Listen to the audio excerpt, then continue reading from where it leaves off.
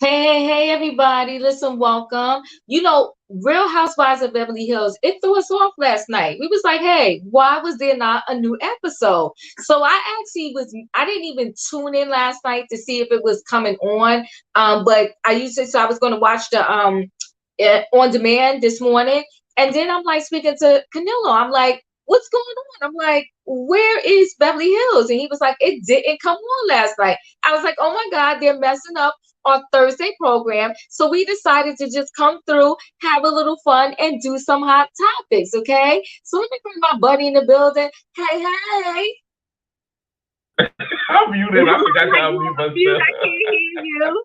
I forgot to unmute myself. Hi everybody. Y'all know Kenneth is me. I just ain't on my other account, so don't shoot me. I'm Ah, you tired, you tired. tired. Listen, I see y'all in the building. Hey, we glad y'all came by to have us do these little trending topics. We're going to get into it. I love y'all all. Thank you for being here. We see y'all. We see y'all. We see y'all. Okay. Hey Hey, Sebastian. everybody. Don't be What's going messy, on? Sebastian, tonight. Okay. Oh, And hey, Sebastian.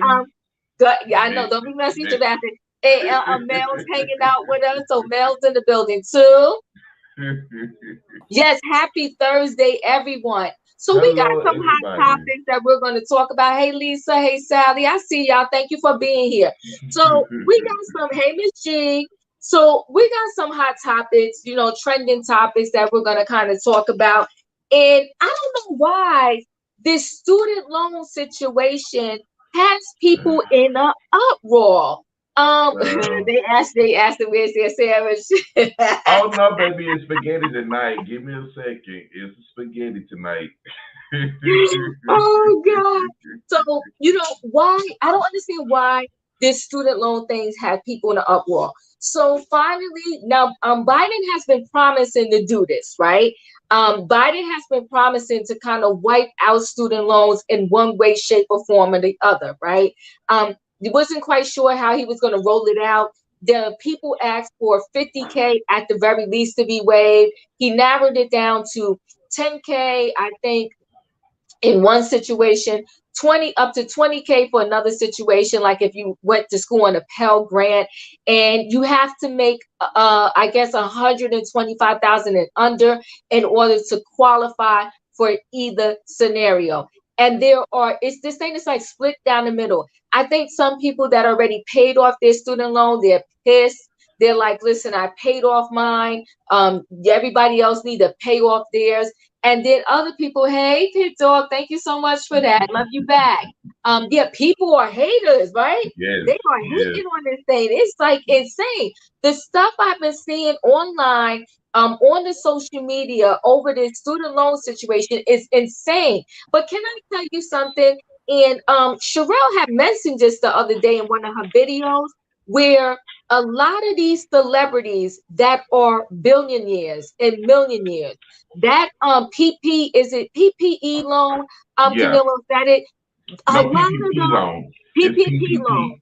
the Hmm. PPP loan. A lot of these celebrities got that PPP loan, and they're worth millions of dollars, and those loans were waived. But nobody's in an uproar over that.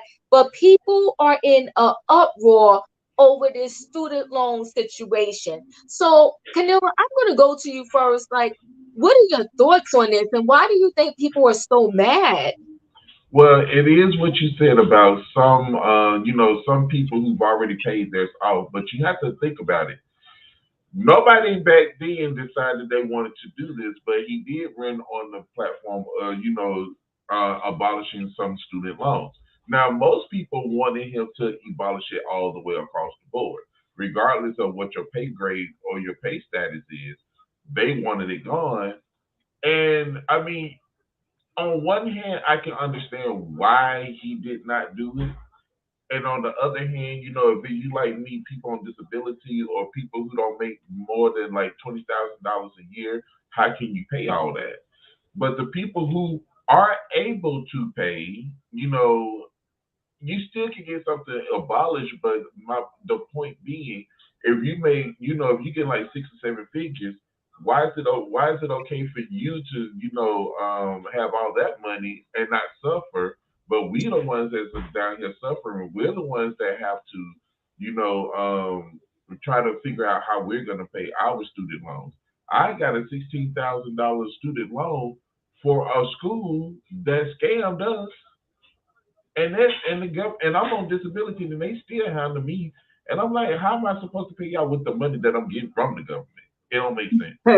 It's a little insane, right? I think overall, there are some states where if you go to the state school, you can go for free. I think that the whole college situation, has to be revamped a little bit, but I don't want to go down that road yet. Let's stick to the topic. And Mel, what do you think about this whole student loan situation? And why do you think so many people are so angry? Well, and first, a good evening. I love these shows. I'm happy we have a hot topic tonight. Okay, what do I think? Okay, I'm gonna put my thinking cap on. I'm gonna think about this. I think that yes, I think that if you're struggling and you see your neighbor or your younger neighbor sort of get a little bit of some relief of some sort, you will feel a little salty. Probably, oh damn, I'm sitting around, busting my tail to pay up this stuff, for my dreams, and this thing came up and I'm not getting anything out of it. So I just want the people who feel that way to understand. Let's think about the future. Let's think about the young people right now. This country is in chaos. Yeah. So the idea that the individuals who have graduated from graduated from college, going into the new work field, that they will have a little more freedom. I think he's trying to build up the future, basically. I think it's a strategy. Now, I also think that maybe with some of this pushback, he might want to go back to the drawing board at some time and try to, put some things that make people feel more comfortable. But I think the idea of, paying off everybody's student loans from 1910 to 2022 is not possible. I think the simple fact is, he's focusing on the future right now. But maybe there will be some restructuring for people who are struggling. I think that's what's happening, because I think a lot of times we invest in the future. We invest in the youth, basically. And I Yeah, think that so that's probably what he's focused on. I agree. And see So, the thing. so I get it. So let me just add this to the conversation, Canelo. So yes, I get it. There are many. Listen, I paid off many student loans already, right? But I'm still not, and I still owe some. But I'm still not mad at the people that maybe are catching a break with this, right? And I don't even know if I want to call it a break, but I'll call it a break, right? Whatever. I'm not mad. Listen, what is the difference? We give every day to Section 8. We give every day to, what is it, like the EBT cards. We give every day to other causes. And that's why I'm not quite sure why this particular one is having the people lose their natural mind.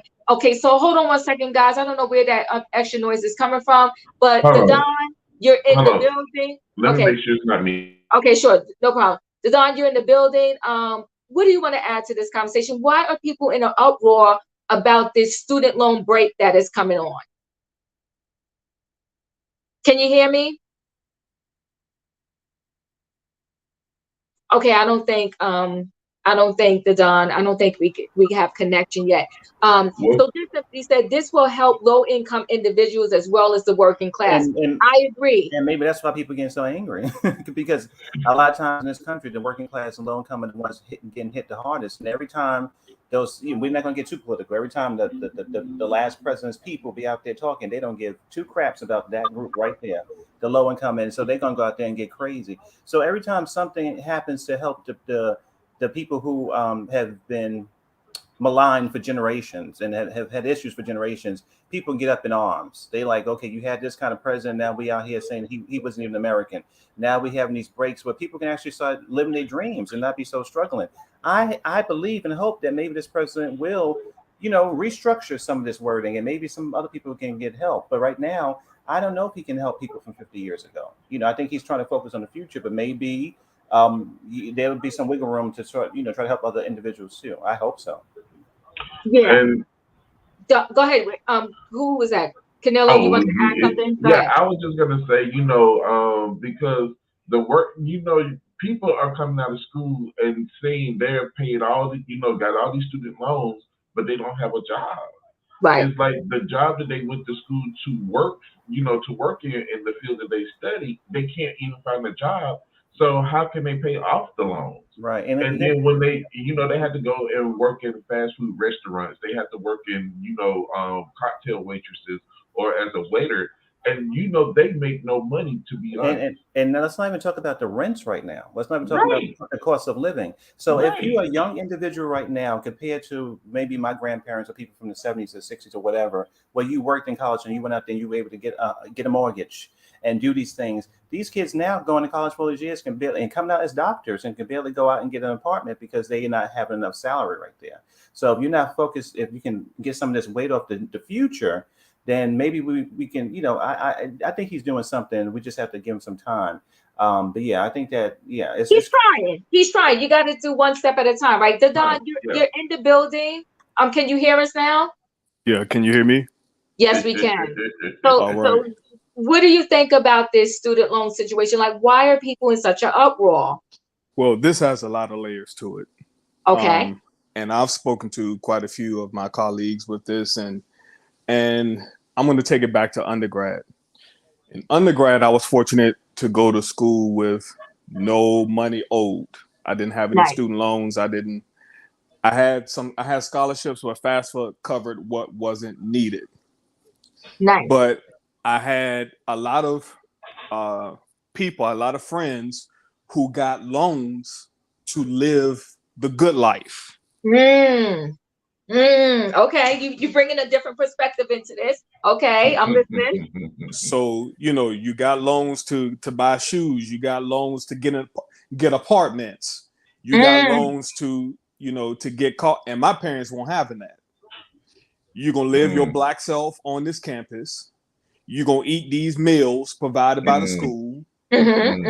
You're not going out and put yourself in debt when you're covered by room and board and tuition. So that's a perspective that my parents wouldn't allow that. They wouldn't allow me to get any student loans in my name, period, because I was covered by my room and board and tuition. Okay. While those other jokers went out there and got those loans and went into immediate debt. Now, you got people who, like the other guy said, who have these jobs that, you come out of undergrad and grad school and you can't find anything to work in your field. You can't find you. So I'm all about helping people who try to help themselves. I'm all for that. So I don't mind, I don't mind that. The 10,000, 20,000. I'm all for that. Now, for the people who can afford to pay their loans back, but keep deferring, they need to pay now. Hear me clear: the people who can afford to pay those loans back need to pay those loans back. And that's what they need to pay those loans back. But for the people who need help or fall into whatever specific categories, because best believe there are going to be some people who find a loophole in those categories. I'm glad they have some grace to get those loans forgiven. And but I'm all about helping people who try to help themselves. I'm all for it. Amen. Right. And I agree. Okay, and there's plenty of people that agree with you. Oh, MH left. Okay, so so here's the thing, right? We're always, no matter what scenario we talk about, we always are going to have those people that abuse the system, right? And do exactly what you said. Oh, I'm going to get a loan and live the good life. I'm gonna go hang out with my friends, buy this one, that, buy myself this, buy myself some sneakers, the latest bag, the latest shoes, or whatever. But do we make rules based upon the people that do wrong, or do we just make the rule and the rule just happens to get applicable to all, but we're making the rule to help those that really are in need? MH, you're in the building. What do you want to add to this conversation? I'm not sure why everybody's in an uproar about the recent, announcement made by Biden to say that he's going to help the people with the student loans. What do you want to add? Oh, sorry. This guy. MH, can you hear me? All right, I'm gonna go to you, Sebastian. Can you hear me? Yeah, I can hear you. Can you Okay, hear go me? ahead. Okay, yes, I can now. Perfect. So I was just going to say that I'm from the UK, so our Okay. system's a little bit different. So previously, we used to have education free, just like we have healthcare free, and then one of the governments, like a decade or so ago, started they started to have paying. You had to pay for university, so everything else is free until you get to university. Our university is only 3 years, and the highest you pay is about 9 to 12 a year. And those are student loans that the government gives you. After a certain time, if you're unable to pay it back, it gets dismissed. Oh. We don't have one of the other things that I've noticed in America compared to us is that it's the interest that kills you more than anything. Yes. Forget the loan itself, it's the interest that keeps. So we have limitations to this. So one of the things that I saw that was interesting in the bill that Biden came out with is that those predatory interest loans that they were putting on these student loans, that has been they have put a cap on that. And I think that's more important than the 10K, because I don't feel like if the Obamas had student debt when he was in the White House, that 10K is making a dent in a lot of people's lives. However, some of the other things that they were able to put into the legislation, I think that's probably going to be more helpful to people like us, I just think. And like, it's just so, the thing is, one of the things that I've realized in America is that everybody wants the American dream, and part of the American dream isn't paying towards community things that help the community. Recently, I was in Norway. In Norway, the tax is about 50%. So the difference between the working class, middle class, and upper class is you don't feel the extremities of those three. But if you're a doctor in America, like doctors, so my friend, he's a doctor, he's not a millionaire. He lives a normal life. The life that you probably live, Diva, as a nurse in America, is what he gets in Norway, and that's the kind of life that he lives. But he's happy with it because everything else is good. Like, there's money for police, good police. There's money for education. There's money for healthcare. There's money for fixing the country, the roads, the infrastructures. Those things are important to people. And with Americans, I feel like everybody's individualistic until the issues of society affect them. And it can't be that way. Well, I mean, I can't disagree with you on a lot that you said. You said a mouthful there. By the way, I miss you guys. I miss you, Kalilo, Diva. I've been traveling, so I haven't been listening as much, but I'm always a replay crew. You've seen me. Well, yes, I do. Sebastian, I'm muted, so I can't. Yeah. I'm muted. Yeah, because I heard your dishes in the back. Sebastian, what do you want to add to this conversation? First of all, I don't agree with forgiving the student debt thing. The main issue why people have so much debt is not due to the fact of how much loans they take out. It's due to the fact the amount the interest accrues on that debt while you're in school and while you're out of school and not making interest payments. This is why the student debt crisis worsened. What he should have done, he should have made sure that there is no interest on federal student loans, which is completely dumb. How my tax-paying dollars that gives me that access to said loan is interest accrue on it when I want to get educated. That's the issue I have. I also think that there's many loopholes, or very much loopholes. If you are getting a degree in public service, you can get your loans forgiven. If you work for a nonprofit for 10 years, that's one thing.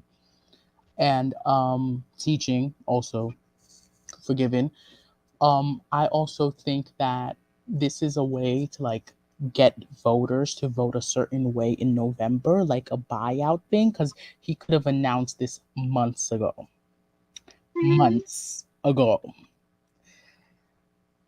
He could have announced this months ago, Diva. He kept on pausing these payments. I'm a college student. I know.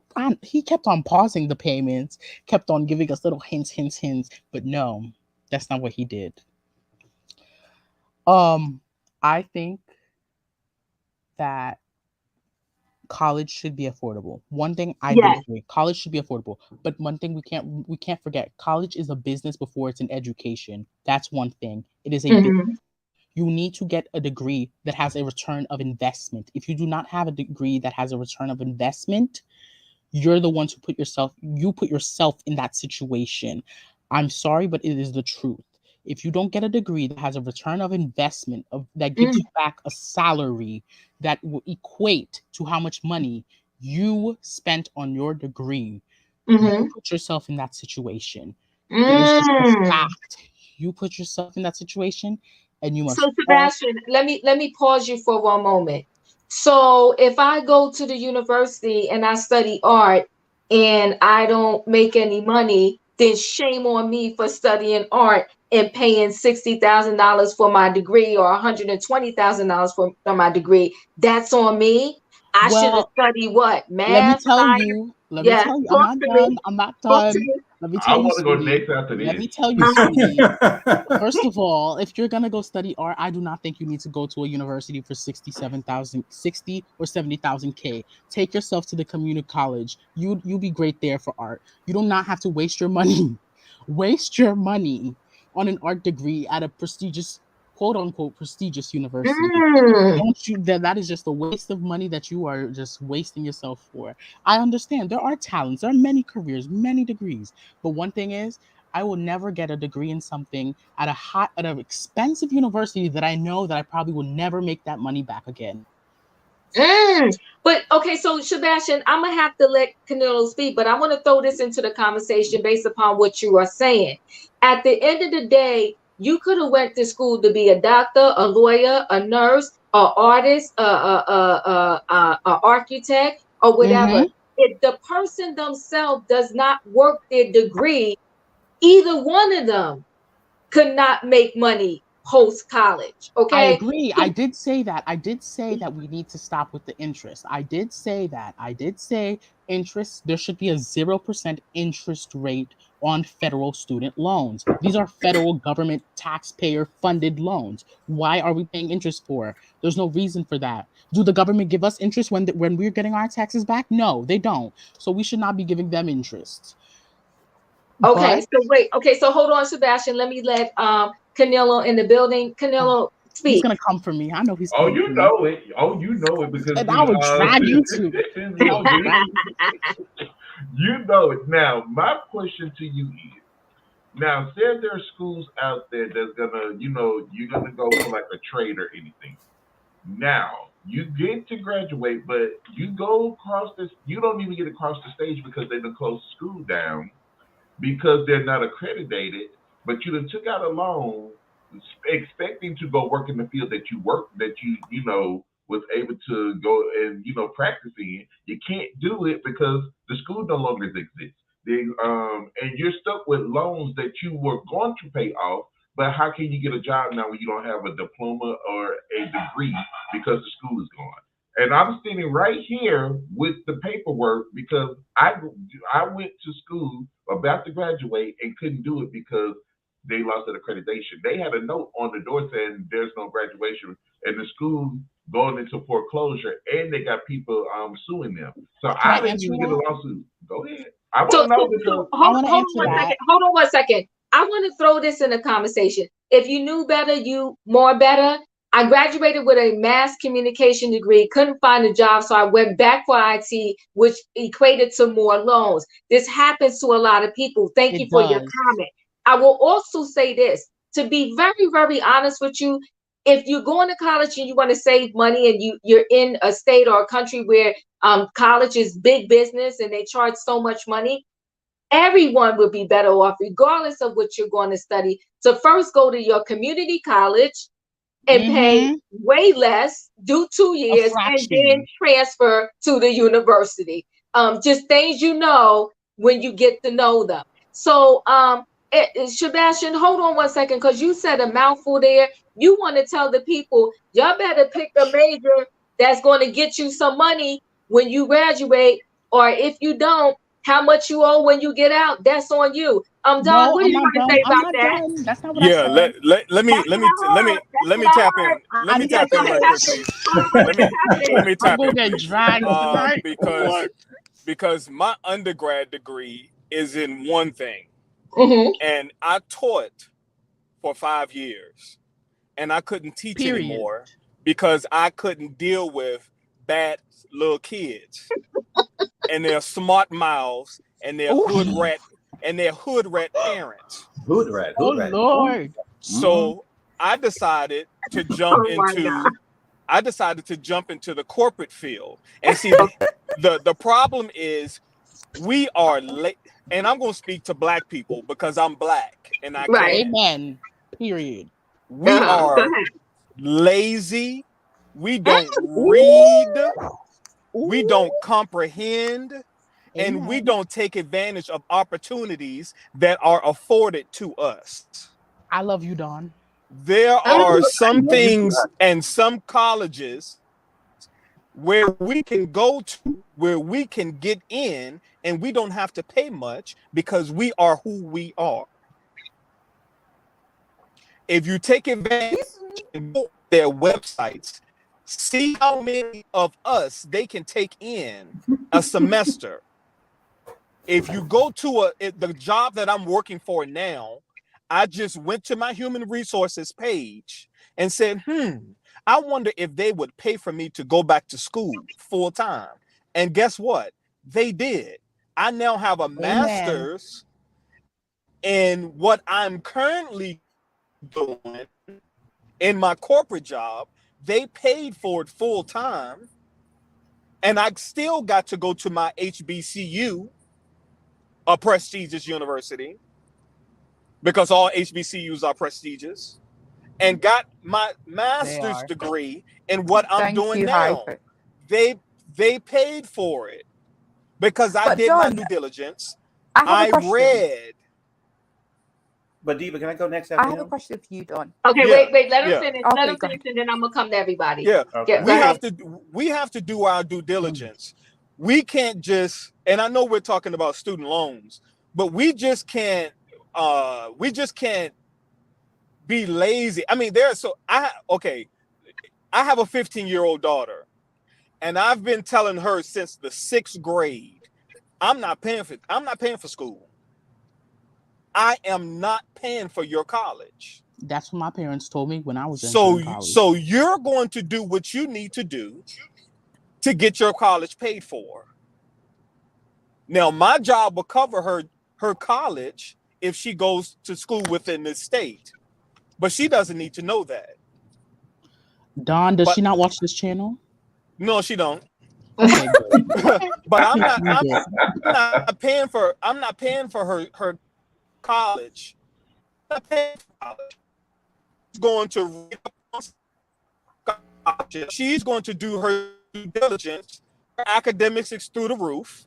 She's going to do her due diligence and get her college paid for because she knows it's embedded in her head that she's going to get full scholarships. And we're not, and she's already excited about, we're going on college tours this year. And she's a sophomore in high school. We're not, and she's not getting student loans either. So I mean, I just think, we now know the damage of student loans. We know the damage of it, and we see it. It's damage, and we now have to teach this generation. Don't have to do that. There are $100, $200, $300,000, $5,000 scholarships that we just don't take advantage of because we're lazy and we just don't go to Google and look up. And also, mind you, scholarships. campus jobs to get jobs on campus. You could get some great benefits. Okay, so hold on Absolutely. 1 second, because so Don, you're infuriating the chat. It's a lively conversation. But I've been listening. Well, the truth hurts. The truth hurts. Okay, so it's Sebastian. Okay, so we're gonna Mm. continue. We're gonna continue because we gotta have these conversations, right? Yeah. And everybody's opinion is to be respected. We're gonna get into it. I'm connecting with what you're saying, but let me say this. One thing I do want to put out there that I do like. We do know the damage that student loan causes and devastates lives. People 10 years out. This is how they spread out the payments, people. No matter how much you owe, they spread out the payments where within 10 years, it has to be paid off. But we'll get into a little more of that later. I know, Mel, I think you wanted to say something. Yeah. But Well, before I come to you, Mel, give me okay. 1 second. So, Dawn, I know you said her academics are out the roof. I know you said Google, there's a lot of scholarships out there. But Best Time BK said, what if she doesn't earn a full scholarship? Then she doesn't have to earn a full scholarship to that school. But there's FAFSA. There are other scholarships that she's going to have. She's going to have community service scholarships. She's going to have other scholarships, sorority scholarships. These are every time. Mm-hmm. There are other scholarships that she's going to have that's going to cover up the remaining, if she has that. If she has it, and if all else fails, I know she's an asterisk kid, then we fall back on the institutions that she can go to for free because of my job. But I'm not even giving her that benefit of doubt to fall back on that, because she's going to apply for these schools. I mean, she already has 5 schools that she's looking at, and she's an athlete. So, I'm just trying not to give out too much information because this is YouTube. I know people Wait, can I look got me it. up, I got but it. If we can pause there. but So yeah, but we'll let Mel jump there's in. ways around, getting what you need to get done. We just can't be lazy and take the first no as the only answer, is Can what I I'm trying to say. can I Okay. please rebut Canelo? Because Canelo was really throwing some daggers at me, Okay, and I so didn't get to now hold answer on one him. second before you go, Sebastian. I know Mel, you wanted to add to this conversation. So what did you want to say? Yes, I do. Okay, so I listened to the two fellas, and what I wanted to say is that, you know what, I think that what we're saying is that that college is a very serious business. It's a very serious decision, and if you decide to do it, because quite frankly, you don't have to. I mean, because we're sitting on a platform right now where people actually are making a living. When people go to college, what are they going Mm-hmm. for? To live, to express their passions, and to make a living. I don't know. I don't know if you have to go to college to do that. Especially these days, a lot of young kids ain't doing that. So that's step one. And if you decide you want to go to college, take it deadly seriously, because it's almost like you're taking out your own money and you're playing with it. And as some of the fellows were saying, there's ways to really map that out. And so if that's the role you want to do, you can do it, but you don't have to. Now, when it comes to going to college, I want to say this: that not everybody is. I think that some people are lazy, but not all. I will never put make in general statement that all people are. I feel like that all people who come to America have come here in a dignified way, and there are wounds there that goes over generations and generations and generations. And some people can work through it, and some people can't. I don't judge them for that. I think that people do the best they can. And when it comes to who goes to college and who doesn't, for me, it's just about living your dream, being responsible, and make responsible decisions. And I think that for me, the thing that I wanted to express to people is that when it comes to loans and grants and all type of stuff, that all that crap out there that people do, take it very seriously. But remember that college is not the end goal. If it's about your passion and also making a living, you don't have to go that route if if that's what you really want to do about making a living in America. That's Okay. true. Okay, so let me throw this out there, and I'm just throwing pieces out to the conversation, and then Sebastian, I will come to you. The thing is about college, right? It depends on what route you're going in life, and I think everybody's kind of stating that, right? But for sure, I will say this: if you're thinking about going into corporate America, if you're even thinking about going into, maybe retail and all of these different things, the college degree is going to help you, because the easiest way for them not to promote you over someone else is to say, well, they have the paperwork and you don't.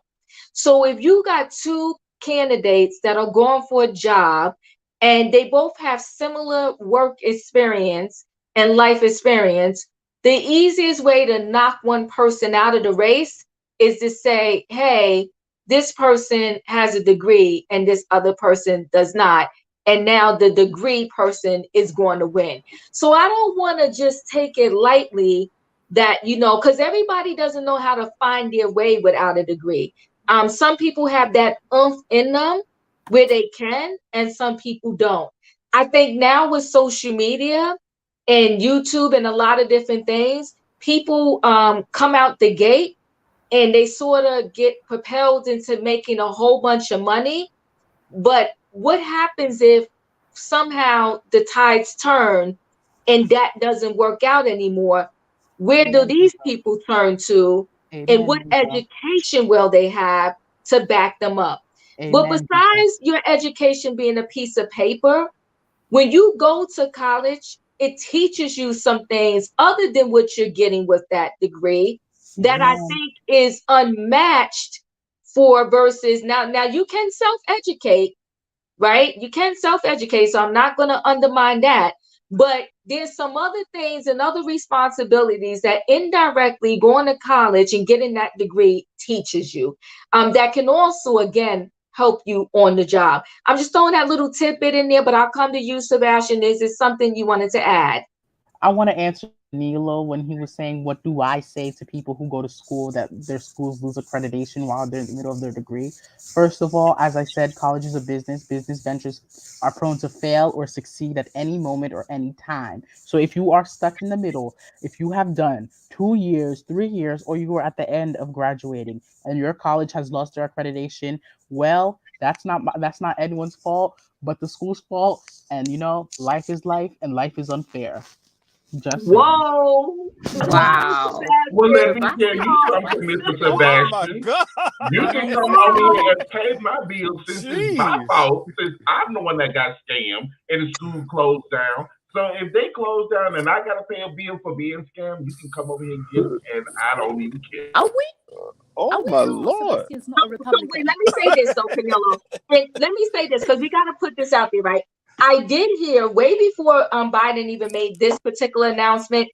They have waived for people who where the school closed or maybe it was some shady type of way in dealings at some of these little business schools that they used to have. I did hear that all of those people, their student loans were waived. So if your school did close, you got to look a little bit more into that because I did hear that a while ago. Well, see, this is Yes. funny thing. Diva, See, can I this ask a is the fun. question? Oh, Okay, yes, let me MH, I'll come right to go you. ahead. Go ahead. Okay, MH, go ahead. Oh, my question is that one of the things in the UK, and I don't know if it's different in the US, is that a lot of the black people that live in the UK are from disenfranchised backgrounds, usually immigrant backgrounds. So one of the avenues, the biggest avenue we have of taking ourselves out of the financial situation we are in, the first generation is through education. So we don't have the things where I know Don thinks that we're not reading or we're not paying attention. It's not that we're not paying attention. It's just that a lot of our white counterparts have been living in the country for generations and generations. They have families that are in all sorts of fields that we don't know about. So our thing is that the regular stuff, being a doctor, being an engineer, be a teacher, these are the kind of jobs that we go for. And for those kind of jobs you need to be educated. So going for higher degrees, going to university, going to doing your masters, you always have to prove, regardless of what job we are in, we have to show that we're overqualified for the position. Otherwise, we don't make the interviewing stage. And that's just facts. Based on your name, based on what area you're from, they can guess very easily what your background is. And these are the kind of things that people are dealing with in reality. So saying that people shouldn't go into education because they know they're going to end up with student loans, where am I getting startup money for a business? Where am I getting who's the my dad's friend that tells me you can do an internship at my company? Like, where are these opportunities besides higher education coming from? I feel like we want to put ourselves down. We choose to put ourselves down a lot, but from what I hear, like, black women in America are the most educated. does that mean they're making the most money? No, they still make, what is it, 60p on the dollar. So Well, here's my rebuttal to that. yes. Here's my rebuttal to that. The black, there's a certain limit of grace that I give. Yes, we are disenfranchised. Yes, we have a generational history of being undervalued, undereducated when it comes to our Indian, Chinese, Japanese, and white counterparts. But there's only a limit that I give. Done. And let me finish. No, I was just gonna say Nigerians are now the most educated. But wait, okay, let him finish. But let me finish. We'll come back. But let me finish. Because if you walk into any high school, they're on TikTok, they're on Instagram, Amen. they're on Facebook, Amen. and YouTube, That's everything. and doing whatever. But let me finish. They're able to educate themselves on how to do whatever they need to do on TikTok, on social media, to become social media famous, to get whatever they need to do on getting Jordans or whatever, or to become fashionable.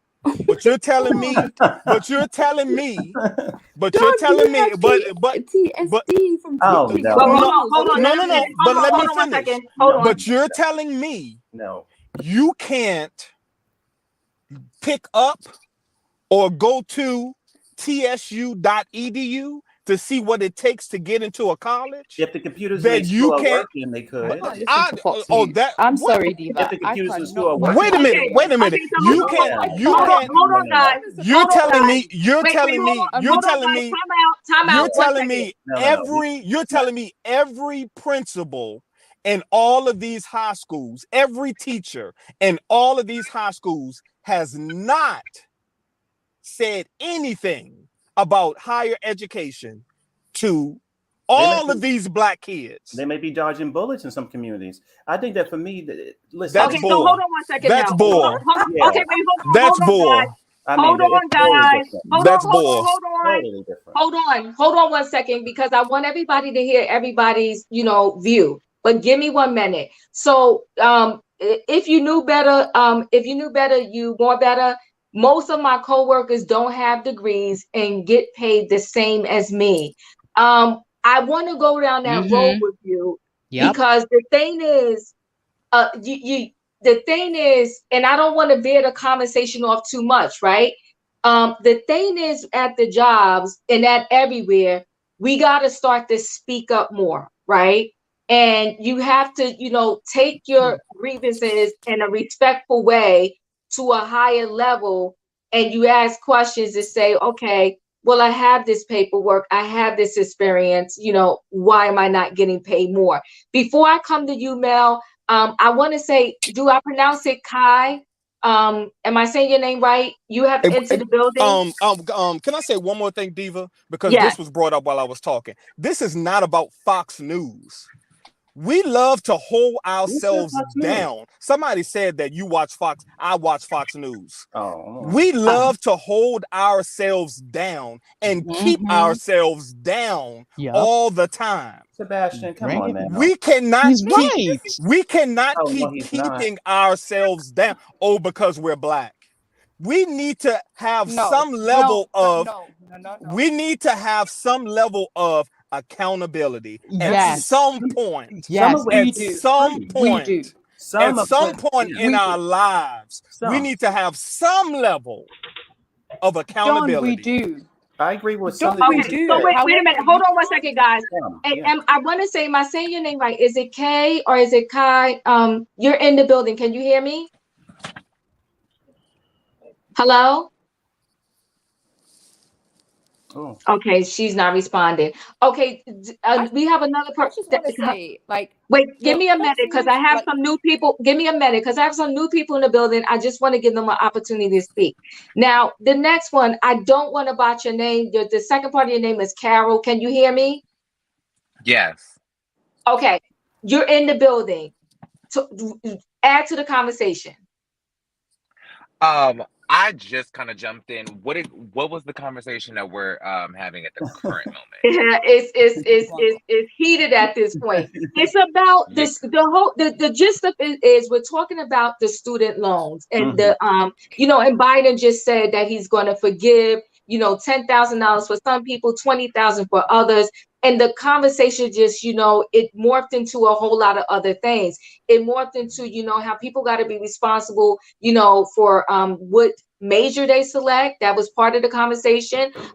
Other people, another part of the conversation was that sometimes people, they misuse the student loans. Okay. They got student loans just to kind of buy clothes, live off campus and get a nice apartment off campus and so forth and so on. So do you have anything to add based upon, I can't recap the whole thing, but Well, do you I have was anything? going to say too, Yeah. and that some people, a lot of people are considered, that some people are lazy and some other stuff. So I mean, because we listen, we had some really heated things going on, which I enjoy. So that's what I was going to say to the caller. That's sort of some of the ingredients of what we were talking about. Right. Well, it's kind of a varietized topic because we can't necessarily judge a general consensus on what we're going to do with student loans based on the actions of the individuals. I feel like what the individuals choose to do with their student loans, if they qualify for it, then they qualify for it, and if they want to choose to get into that debt, then they choose to get into it. Now, mind you, I feel like where the tightening up probably needs to be is what are the qualifying factors that gets you the loan? Like is your GPA involved?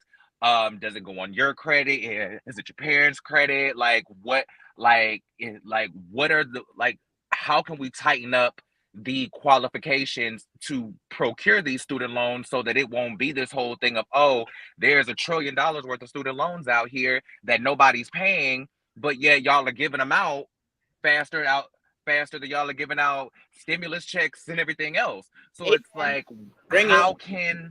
how can we really narrow down the taking advantage of the system if you make access to the system so easy? Do you get what I'm saying? Can I say this too? But I also think I have to jump in here. I was going to say, I agree, but I also want to say that for some people, I think as I forget the woman who's up here right now. She's from, she's a wonderful speaker.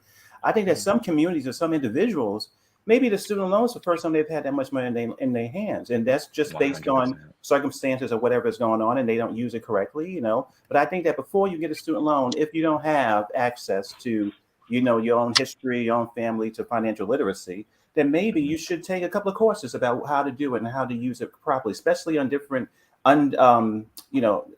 special communities that have, don't have a lot of access to a lot of things like that. So that's step one. But I also want to say that should be taught in schools, to be perfectly honest. I think that should be part of the general high school curriculum. But I mean, I don't understand how people are getting taught how to. Sorry, I think that when it comes to student loans, that we definitely there needs to be some kind of just some understanding about what you're getting wrapped into. You should just go sign a piece of paper and there you go, your life is ruined. But I want to say this too. 100%. When it comes to the people in different schools and stuff like that, and learning or researching whatever, what I was trying to say was that yes, if you live in Connecticut and you go there, maybe you have a little more quiet, easier time to get from your home to the school. But it's different parts of this country, some kids are getting literally taken out before they can get to the school. And it's based on a lot of things going on, politicians and things like that. They got nothing to do with the children. It's just simply the environment they live in.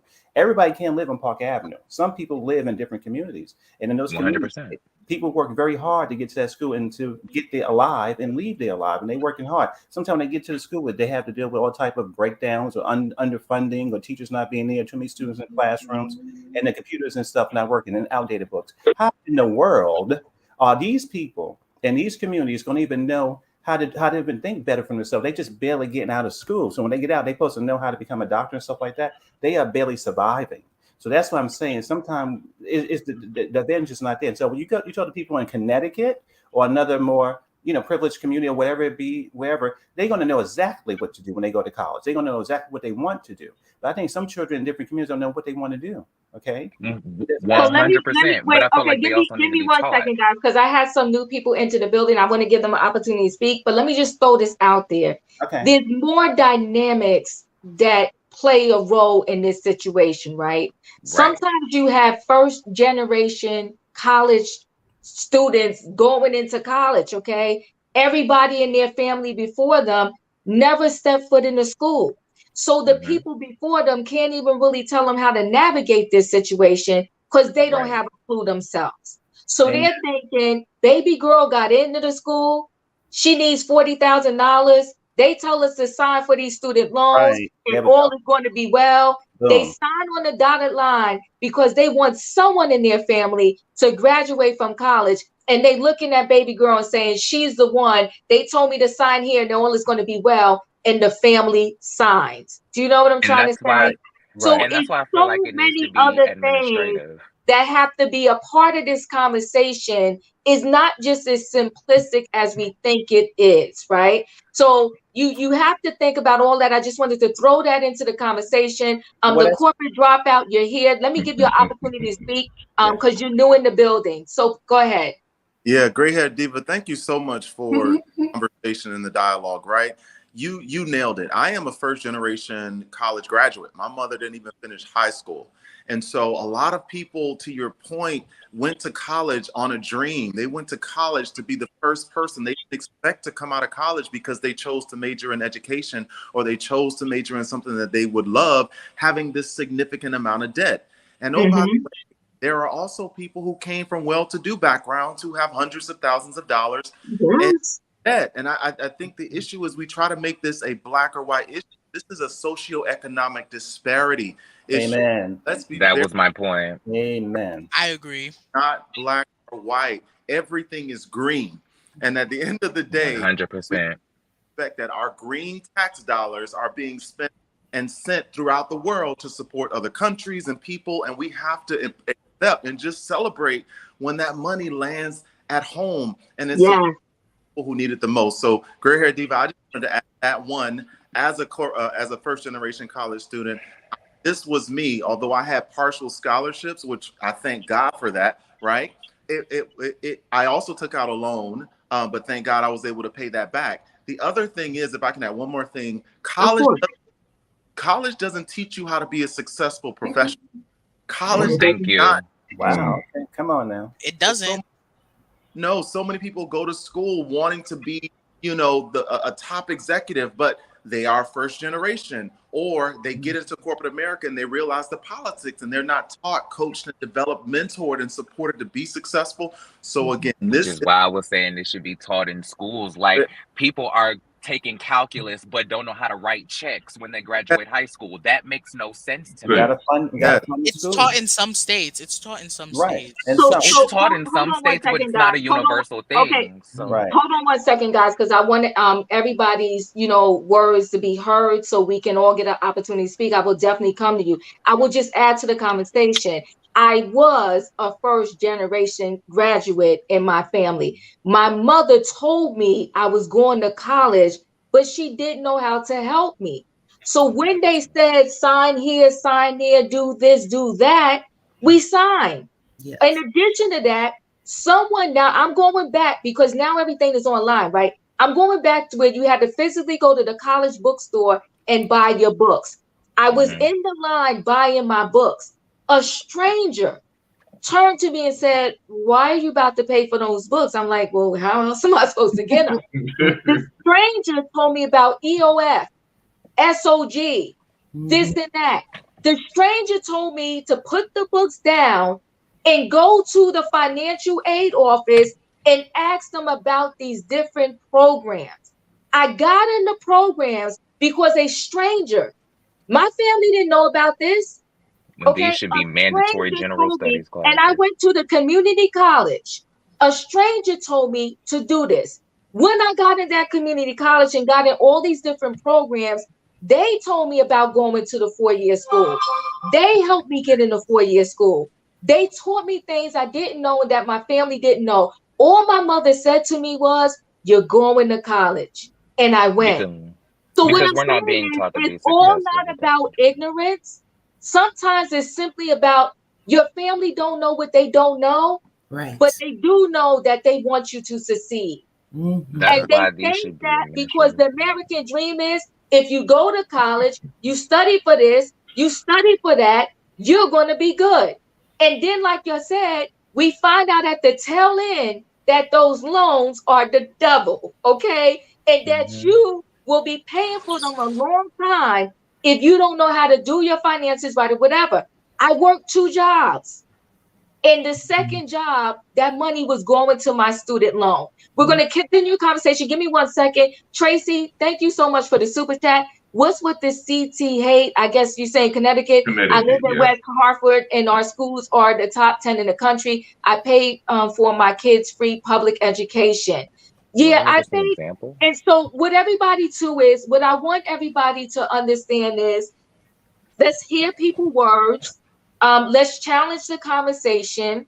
Let's not get too much connected to with the person themselves. Okay, let's not attack each other. Because we all are very passionate. I just want to get to other people. Felicia, I'm gonna get to you. Then Bonji, I'm coming to you. I see you, and some others in the building. I will get to you. Okay, go ahead, Felicia. Thank you for being here. Oh, thank you so much, Diva. It's a pleasure to be talking to you and to Camilo and all the people. How you doing, Miss Felicia? Oh, I'm doing really well. I mean, this is my hot topic, and I could talk about it for hours. But one of the things I'm reading the comments, I think the most important thing is whether you decide to pursue an education in a 4-year college, or if you decide to go to 2-year, or you go to vocational school, or you get a trade skill, you become the best in your field.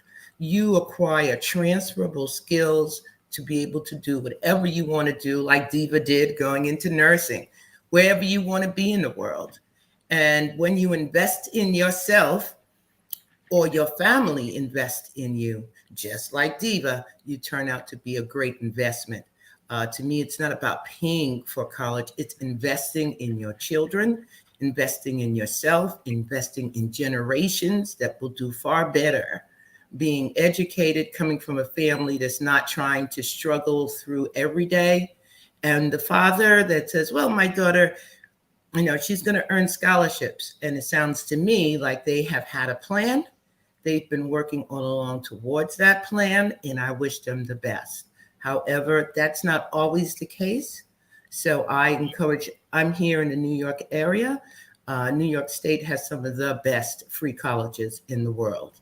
Our SUNY system, our CUNY system is fantastic. Yes. And I always encourage young people, because I do work as an educational consultant and with their families, to please look at the SUNY and CUNY schools, look at public education in your cities, and make that investment early. And what I mean by early is you don't wait until you're looking to be going to college, let's say in a year, but you invest in your children from middle school. You put them in summer enrichment programs. You put them in after school programs, whether it's in athletics, academics, the arts, so everybody gets a good idea of what your strength package is. For me, my son, he did the 4-year undergrad. I tickle because my children all went to private independent boarding schools. So we don't know too much about no TikTok, and we on the phone, and we're not getting that studying in. They're learning to be very competitive in a global world. And when they go to school, the intent is for them to go on to college, but they understand that every family is not on the same level. So my children all went to private independent schools.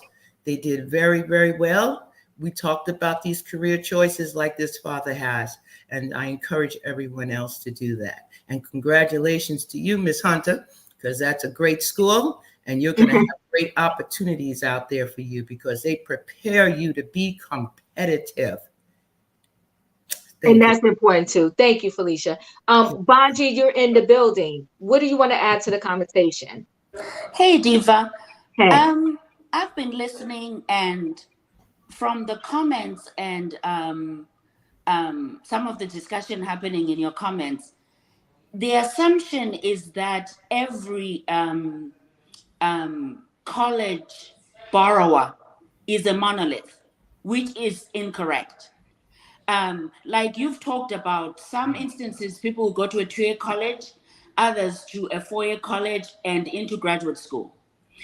Unfortunately, I wish when we as people of color graduated from high school, we were entering a level playing field when it comes to not only access to information, but access to money to go to college. If you read a lot into the coverage of what this $10,000 mean when you break it down into racial groups, the average borrower of Caucasian descent has $12,000 in student loan debt. Mhm. So when their $10,000 gets forgiven, they now have to pay only $2,000 to pay off their student loans. Whereas, giving myself as an example, I came as an international person, did a 4-year degree, 2 years as a master's student, and 4 years as a doctoral student. So Beautiful. when I graduated from college, I have more than $100,000 in debt. Mm-hmm. And the reason is because there is a criteria for you to apply for college loans. A person who is not an American citizen cannot apply for federal loans. Mm. And this forgiveness is for federal loans. Now, fast forward to when I was doing my PhD, I was now an American citizen. And part of that I could borrow because now I was a naturalized citizen of the United States. The assumption is that kids, families will just go and sign up for whatever is the highest amount that they can get. In most cases, it is not. And every applicant is different. Mm-hmm. And that's why when people start bringing up, well, so much in taxes, so much being spent for wars, so much being spent for XYZ. For example, when you look at individuals who have student loan debt, Mm. why do we look at it differently as a country compared to, let's say, how much we're sending out internationally to fund different things that we as a nation support? Why is it that the bulk of the debt is individuals who might not have gotten an opportunity to get a higher education because of financials? And go back to, for example, housing. When you look at generational wealth, Caucasians compared to African Americans, Caucasians were given access to money by the federal government in places like Michigan because of the automobile industry that African Americans were not given access to. So you're looking at, for example, a house that maybe cost $20,000 in each of those neighborhoods now is worth so much more and can be generational wealth for that family. But individuals who are African Americans didn't have that leg up when it came to generating generational wealth. So I think we need to look at these things as individual, not hypothetically, because these are Mm-hmm. people's lives that we're talking about. Mhm. And in some instances, it's a matter of, are you going to get ahead, like Felicia said, and get an education and bring your family up? Yes. Or you're not able to even take that first step to go to a community college? Mhm. I get all your points and I Mhm. hear you and I understand it's a very passionate conversation, right? There's a Yes, lot of yes. dynamics to it. It's so many avenues and ways we can go with this. I'm gonna try again. Kay, I'm gonna say I hope I'm not botching your Oh, name. no, I'm so sorry. I did not hear you call my name earlier. That is Oh, my okay. fault. All right. So you're in the building. What do you want to add to the conversation? I've been able to like listen in and out, and so I'm what 3 years removed from graduating college. And I do think it's a tricky situation in the sense that our community has not been able to always participate in college. And even now that we can, I think a lot of things are withheld from us. I know that when I was in college, I even talked to a few students who were from impoverished communities about the idea of going to private schools. because I'm middle class and I went to a private school and I have less less student loans than some of my friends who went to a public institution, just because my school was so wealthy that they had like donors who like wrote out checks for students' tuition, and my tuition was like almost $70,000 a year. And so I think it's also a sense of like people talking to us about essentially getting into this game, but not sharing how the game is played. And so for me, a part of that is like understanding why a school is public versus why is it private. If it's a private school, what is the like alumni giving look like? My school, they want a new football field. The football director raised $1.3 million in less than a year. And so I found it so fascinating when I was able to like mentor other students and like also help other family members talking about college, of just like there is this veil of like knowing, like, you know, being pushed to do it, but then maybe a lot of people around you don't really know how to do it. And then like I know one friend, she was white. She ended up going to a not great school and had $100,000 in student loan debts for her bachelor's. When I tell you, I screamed when she said that. And it's just like, how do you get there?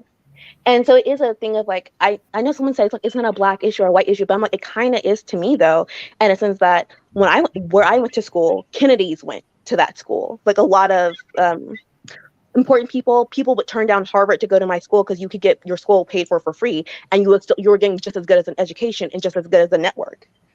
But it was really important about legacies. How are you able to be a legacy at a good school? Most likely your family is white and they were able to go to that school beforehand. You know, how do you know about all these little niche colleges that are small, almost Ivy League colleges, but they're not. But if you go there, you know all the right people for the rest of your life. You have to be in that network, and a lot of times our people have not been allowed to, and we're trying to build our own network. And I'm sorry, like I feel like I would have liked to go to HBCU, but that was not in my plans because I knew that I was going to walk away with a lot of debt, most likely.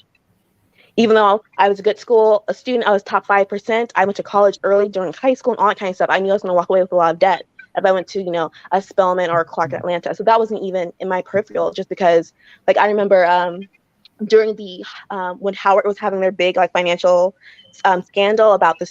I think he worked in the financial aid office and he was like taking money. And I know that like, even my cousin went and there was a thing where at orientation they tell you to look to the left and look to the right because they most likely won't be there. And it wasn't because they weren't going to be able to make it to class. It's because they wouldn't be able to afford the school anymore. Even though they have Denzel Washington and whoever else as alumni, it's not enough people to give money to that school at that time. So like literally that was something that like I heard a lot of my friends and like say like that was something that they would tell each other. Look to the left, look to the right. You wouldn't be able to afford to go here. People had to like, you know, wouldn't be able to afford housing, had to be like you know, hauled up in someone else's dorm room and all kinds of crazy stuff. And I went to school and I'm thinking I'm middle class and like, yeah, I need a little help here and there, but like I didn't even realize how almost carefree my life was at college. Looking at my other friends, them talking about how, you know, this is like, you know, real college stuff of like, you know, your dorm room. Usually you'll get like a mattress pad to make yourself more comfortable. I ended up having friends who didn't even have pillows or mattress pads, you know, who they weren't even able to live in the building that they wanted to because they had a kitchen, which means you weren't giving a mandatory food pass. And if they didn't have the food pass, their parents weren't able to give them money for groceries. You know, so I'm like, I went to a nice school, but like there's food insecurity, there's housing insecurity. And all the white kids, they were living there, most of them were living their best lives. I had friends who left college. If you went to my school, if you did not stay on campus after sophomore year, you weren't able to live on campus again. And on campus was a huge partying situation. One of my friends didn't care, left, and her parents paid for her to stay at the Mandarin Oriental for the rest of the school year. And so let me break in for 1 second. Who said, Kate, thank you so much for the super chat. I appreciate it. Yes, this is a conversation that we need to have, and there's so many avenues we can go, right? So here's the thing, at some point, even when we don't know, we got to realize that we got to go out and try to educate ourselves. I think, you know, a lot of people in the conversation were saying that, right? So when you know that your family doesn't have this money, then you have to find ways that you can lessen your bill. So when I did go to the 4-year university, that's when I became a resident assistant at the college, right? Because I didn't have that type of money. So some schools, when you are the resident assistant, the RA, you will get room and board free, and they give you a stipend, and you get the meal plan free, and that knocks off major portion of your bill. Okay, a does. major portion of your bill. So I was the resident assistant, plus I still worked. But I knew that my life, that was my life, right? My life was I had to do these things and find out these things because, again, I wanted to lessen the amount of money that I was going to owe when I came out. Give me 1 second. Debbie, thank you so much for the super chat. This is why the Democrats have problems in the election. The problem is the cap of 125K single and 250 for couples. The majority of Americans don't make this, make it for those who really need it. So what I think that's what they tried to do, right? So they said, if you're a single person and you make 125,000 and under, this is cover you. Actually, to be honest with you, unfortunately, the way this world works, that's a high number because usually in order for you to get these benefits, it usually be something crazy like you can't make more than 30,000 and you have to have like 10 people in your family. Like it's usually crazy stuff like that. So the fact that they actually have the number of 125 for single and 250 for family is not bad. I think it's a start because you have to start somewhere. It's going to benefit some people, and yes, some people are probably jumping for joy now because maybe they owe less than 10,000 or they owe 12,000. And here's the thing: some of these people that owe hundreds of thousands of dollars, like a lot of doctors, these people are needed in the community. If no one decides to go to medical school because they do not want that crazy debt, at some point we may not have people to take care of us. What are we going to do then? Like, so, for a doctor to have to come out and right off the bat, 200,000, 300,000, 400,000, that's insanity. Yes, and I think it's just not right. It's not fair, right? Hey, Diva, can I say Yeah. something right quick, please? Then I'm gonna drop. Okay. I'm just grateful to my grandparents. Both of my grandparents' parents picked tobacco, and my grandparents both saw that. They decided they didn't want to have that life. They both went to a HBCU in the Commonwealth of Virginia. They pushed that on my mother, who was an only child. My mother pushed that on her 3 sons, and their 3 sons pushed that on their combined 6 children. So I'm grateful to my grandparents for setting that legacy that school is important and your life can be better if you just have a little bit of extra education. Because realistically, a high school diploma means absolutely nothing in 2022. Amen. Realistically. 100%. So You had a good foundation. You had a very good foundation. I'm just grateful that they saw that back in the 1930 something when they were born, and they saw that. So, and then I'm just going to drop now because I'm at my daughter's sporting event. If y'all can hear in the background. All right. Well, thank you for stopping by. Much All right. appreciated. Love you so much. Okay, take care. Okay, Wilhelmina, see, this is beautiful for you, right? You said I'm single, make 75K, and you only have 15K left in the student loans. I thank God for Biden, but you said you won't be voting for him in 2024. Listen, we need some humor. Listen, I'm happy for you. And those are the people that I'm really happy for, right? Single, she makes 75, she only owes 15, so now she's going to get dropped down to 5K. I don't have a problem with that. It's a win for her, and thank God. Who wanted to add to this conversation? I'm sorry, did I cut someone off? Diva, I just wanted to share with everyone, part of what I do is I work as a consultant. I work with families. I work with young people. And the investment does not start when you're getting to the college door. Amen. It starts at middle school. And what's so key about that investment of that parent's time, that child's time, is as you're moving through, if you're a family like the family I come from, we come from a working poor family, you invest in after-school programs. You invest in some enrichment. My children did not spend the summers on the street near the fire hydrant. No, but they were off to all kinds of camps, whether it was an academic component in the morning with sports in the afternoon, or maybe it was in an art program, or they just went to learn how to swim. And with each step of that investment, I was able to partner with that program to earn scholarship money. So that when you get to that college door, you're coming in proven, you're coming in capable, you're coming in as a competitor. And there is dollars for the competitors. And that's really what I'd like for people to look at. So that when you get to that door, you already are a proven investment.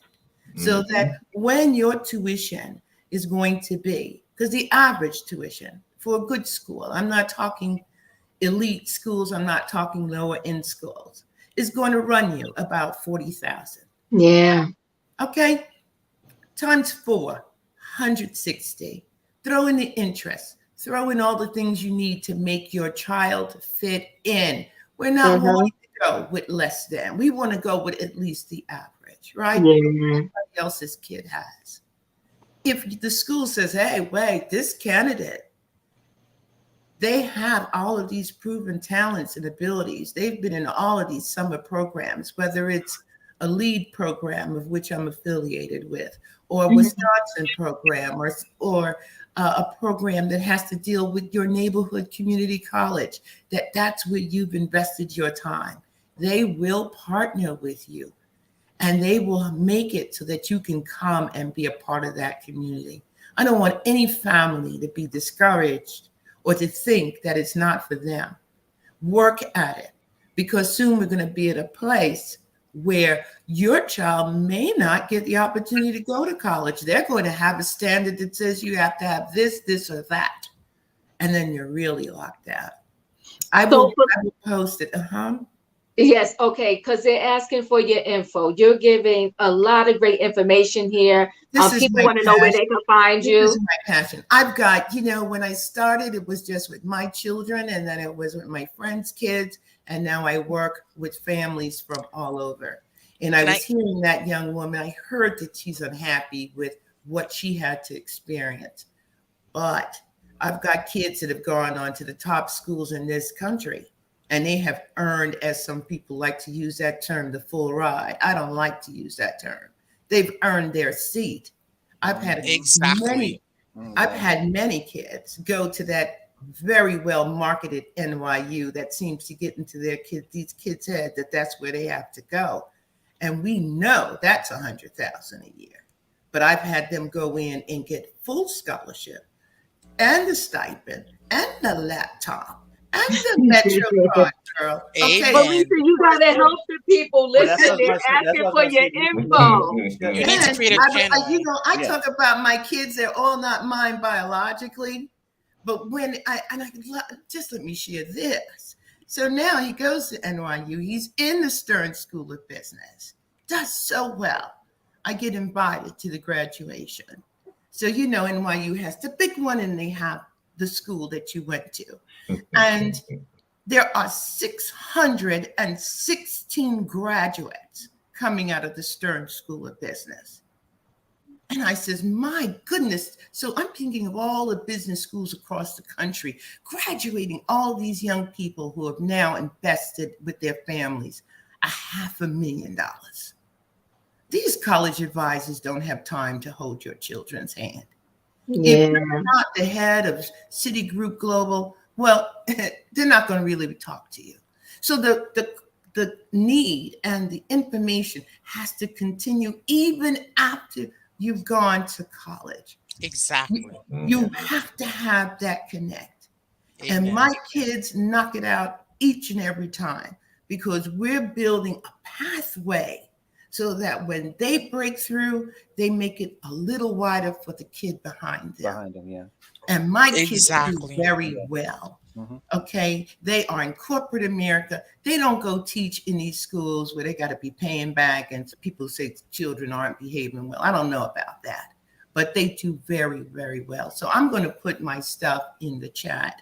I appreciate that. Good. That's what we're waiting for. That's what we're on. They are asking waiting for you to say that, Felicia. Yes, they were. Oh my God, listen. I'm so glad you're here. Give me 1 second, guys. Tracy, thank you so much. And this is good information also. She said, if you buy your child a 529 plan and invest the minimum per year, by 18 colleges paid for, no need for loans. That's amazing information there, guys. We got to utilize every piece of information that we can get, because maybe one thing will work for you, something else will work for somebody else. Ms. Felicia, you have got to put your I information in the certainly chat. will. And you know what? And there's nothing wrong with being a legacy. Okay, nothing wrong. Right. One of my children are my greatest works, and one of my sons is an FDNY firefighter, and I tell you, we over the roof about that. I can do a whole piece with you about what it's like to be in one of these academies for 18 weeks. The beauty of being a legacy, being a New York resident, is he earned 5 points just for that.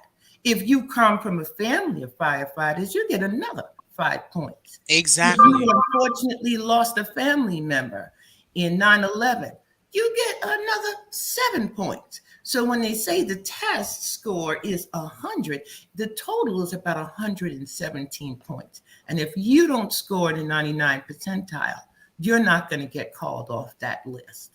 So I work with families across the board. And when their kids finish school, we are still talking about career options. We are still talking about how do you get into these utility companies that pay such good money? Why do you think these people are going in a hole in the ground, honey? They're getting paid. You don't have to have a 4-year degree or be a doctor or a nurse or a teacher. You can be the FedEx guy. You can be the UPS driver. You can work for the MTA. You can work for a utility company. You can be an electrician, a licensed master plumber. One of my kids does that. Okay, living well, building a family. So yes, folks, I'm going to put it in the chat here. And thank you so much, Diva. And anytime you have something about education, I'm going to come on up, because this is really my. Well, you gotta get my email, because I'm gonna make sure I email you ahead of time, let you know. Smoke, you have entered the building. What do you want to add to this conversation? Oh Jesus! Hello, everybody. Hello. I'm not gonna say too much. I'll have 2 points. The whole Nick Cannon and spreading it wide. See, we ain't even got that. Oh, we didn't even get to any of that, Smoke. Okay, so we are stuck on the whole scholarship. No, I'm saying scholarship. The whole student loan situation. We never left that conversation. Okay, we're still on it. Here's my thing about it.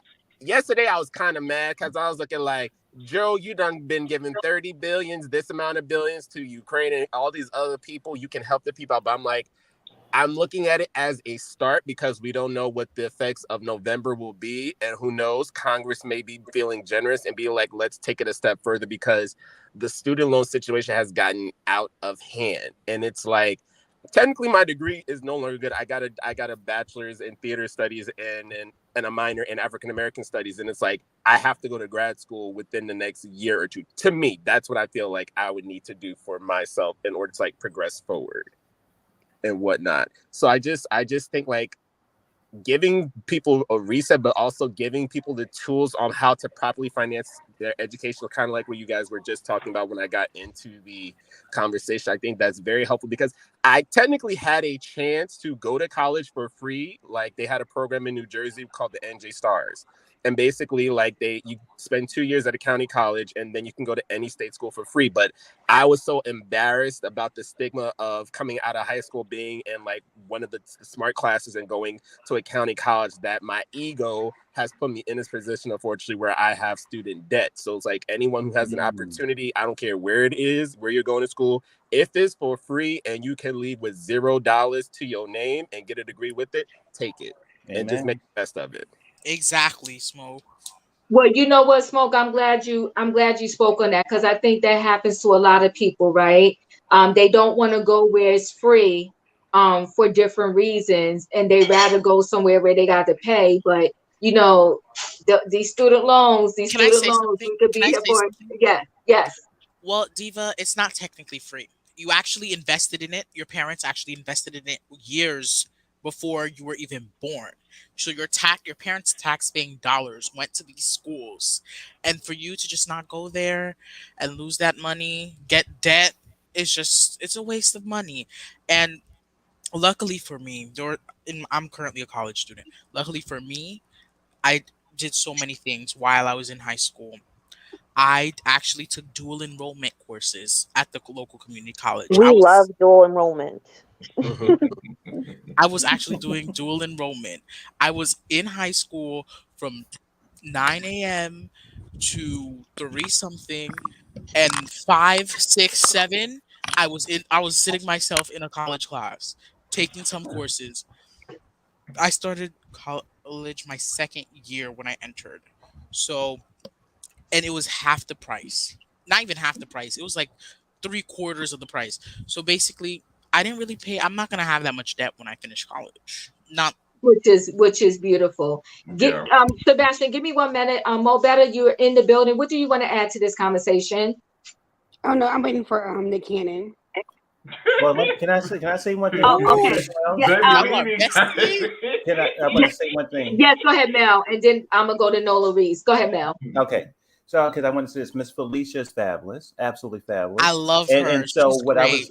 what I was going to say is that we need a Miss Felicia or her in every under siege war zone community in America, where the parents are just like they're doing the best they can to get the kids to school, and they don't know what to do, where to go, how to do it. We need a person. That's what I was trying to say earlier in the conversation.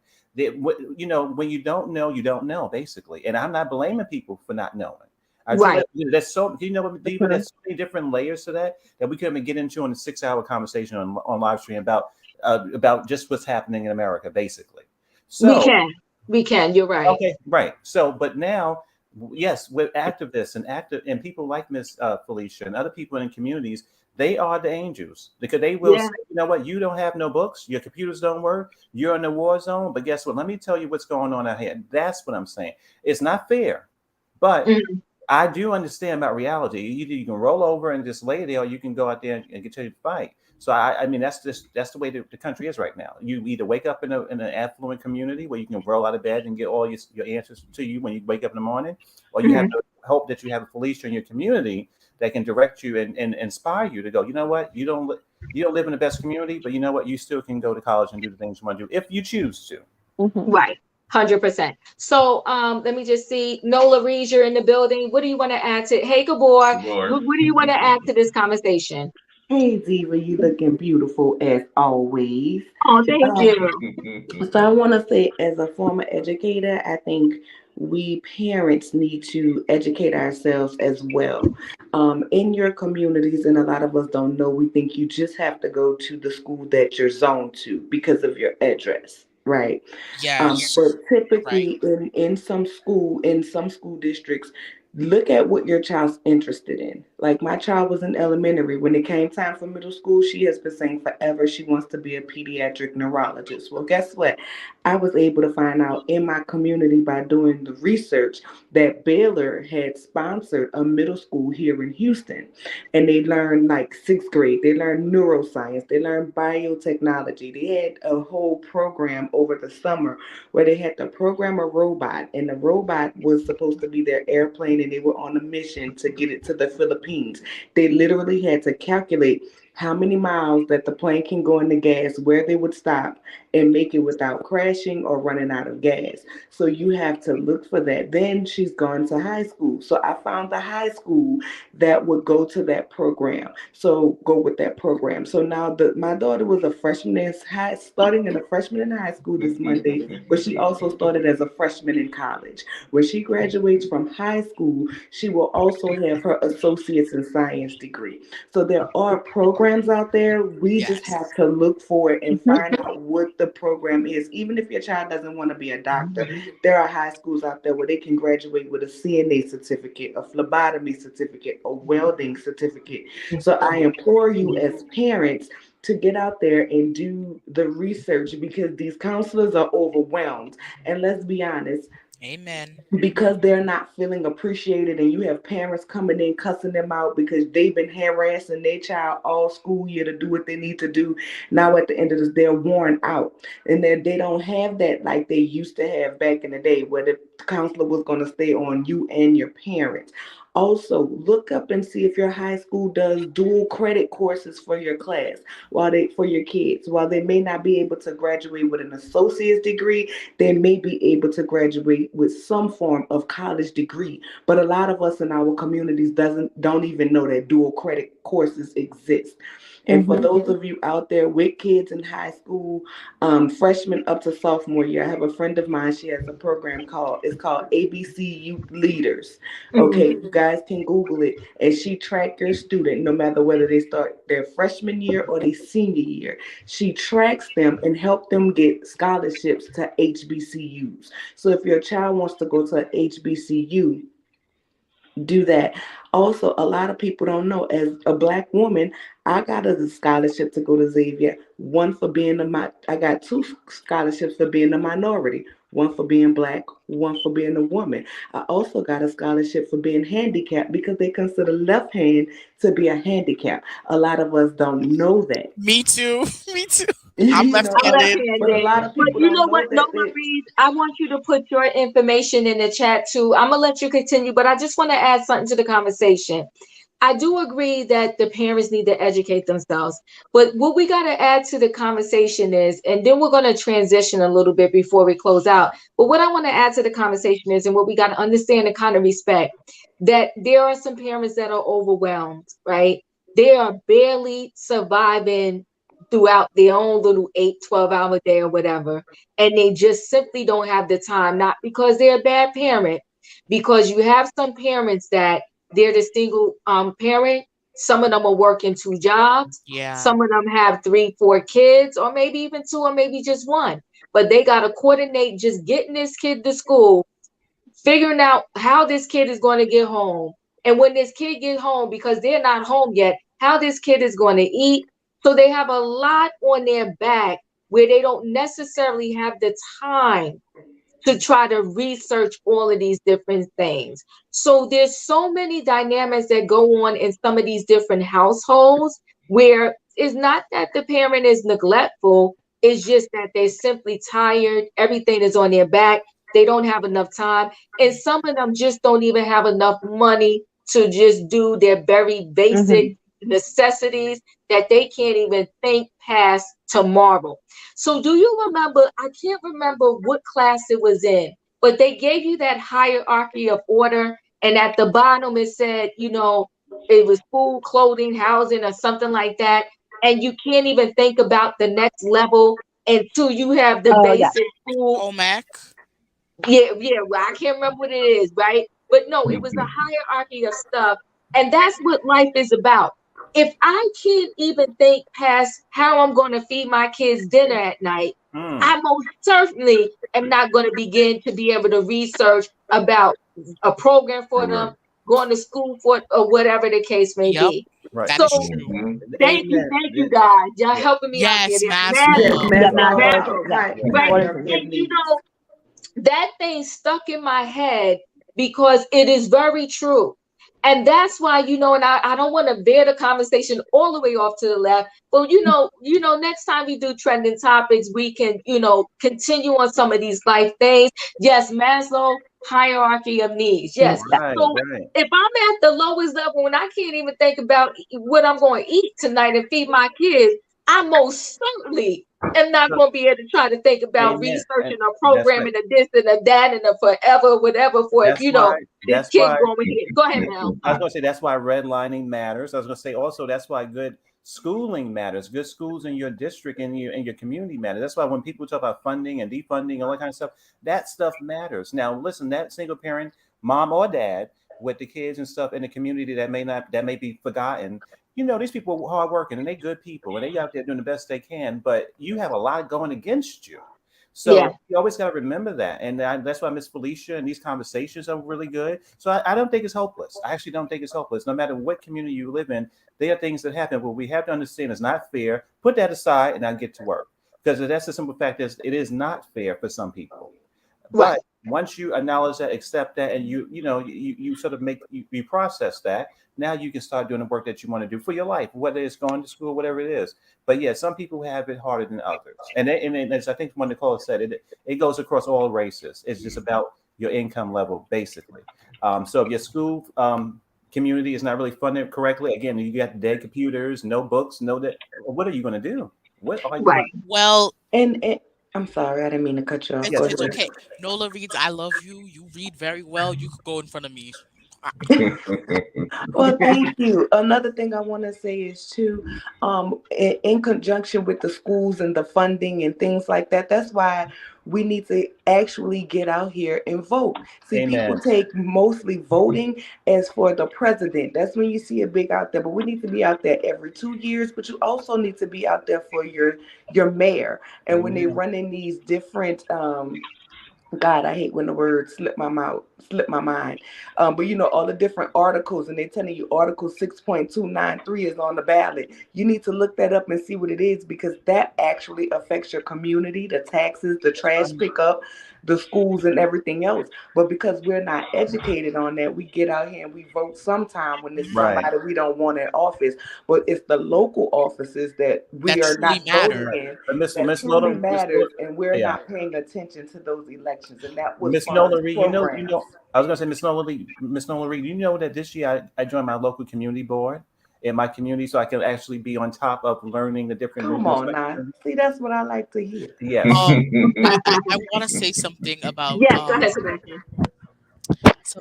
the school board things. So I was taught financial literacy in high school, but the main reason I was is because parents actually someone's buzzing. Okay, parents came out and were saying things like, "We're not teaching kids anything. We're gonna not pay the but. We're gonna like lower the budget that's going to the school board."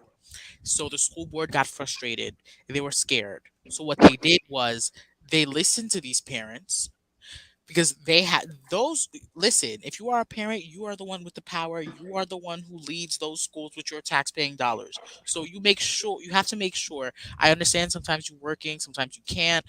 You have to make sure that your schools are teaching your kids, because right now high school is at a moment. Right now it's just a joke. You have these kids just sitting in, not showing up for class. TikTok, for example. It depends on what school though, Depends right? depends It on which depends. school. Depends It on which depends. school. But But you let me just add this to the conversation. I mean, I'm in agreement, right? You got to go to these meetings, but you got to be in a position to be able to go to these meetings. it's You hard. Yes, you it's very really hard. have to understand, if you have a parent that is supposed to be to work 9 to 5, 8 to 5, or whatever. How am I going? I got but so many PTO days, right? How am I going to these meetings if you're the single parent? I agree, Diva. It's very You can't hard. make it. It You is can hard. maybe write a letter, you can send an email, but the structure to me should be set up correctly from the door, so that whether or not I go to a meeting or not, my kid is getting what they need when they at the school, right? Then you got this whole other problem, which I get it, right? That you have no choice. If you live here, unless you're sending your kid to a Catholic school or private school, if you live on street A and your kid has to go to high school, they're going to that high school right there, point blank, period. That's it. That It's is a said form and of done. segregation. That's actually a form of segregation, and which is why this is why some states, certain school districts have certain groups of people in it, is due to the fact that that's a form of school zoning. I actually don't like school zoning. I was grateful I was not school zoned actually, because I lived in a neighborhood where that if you did not like your school district, a parent was allowed to take a voucher out and put their child in any other school that they would want to in Well, you that was county. fortunate, but that I doesn't was happen fortunate. everywhere. It's Yeah, not that everywhere. I doesn't. think it's only Yeah. Right. Florida, Texas, certain parts of New York. That's it. So Yeah, it's because another there's thing. people there's people that go to jail, and we heard about Oh that yeah. Yes, yes, because they're using grandparents and cousins and friends' addresses just to get yes. their Yeah. kids out of a It certain is district. true. So Here in Georgia, that is rare. That is rare that Right. It happens. But Absolutely. Absolutely. normally, if you live over here, you live in this town, and that town has a high school, that's the high school you're going to. You're going to the public school that is in your town, in your area. You're going to the middle school that is in your town or in your area, unless your kid is going to a private or a Catholic school. So that, that doesn't happen, and everybody doesn't have that ability to do that. Michelle, you're in the Hey, Miss Michelle. Hey, Michelle. How are you? You're in the building. What do you want to add to this conversation? Well, I was an educator too. And the thing is, I taught in the schools in the poor, urban, as they say, hood. Yeah. You know what I mean? And I've seen the parents. All my sons, I'm blessed. They either went to college or they went to a trade school. I didn't know everything to do when it came down to doing student loans and all that stuff. I didn't know what to do, but I did the best I could. And now my son's got to pay those debts too. You know what I mean? It just happens like that when we're struggling parents and when we don't know. And when our parents don't go to college, that's another thing. So people got to understand, I had to fight for my kids to go to school out of the neighborhood, because you had to go where your address was. So I had to go and really knock down some doors for them not to go to school in the neighborhood.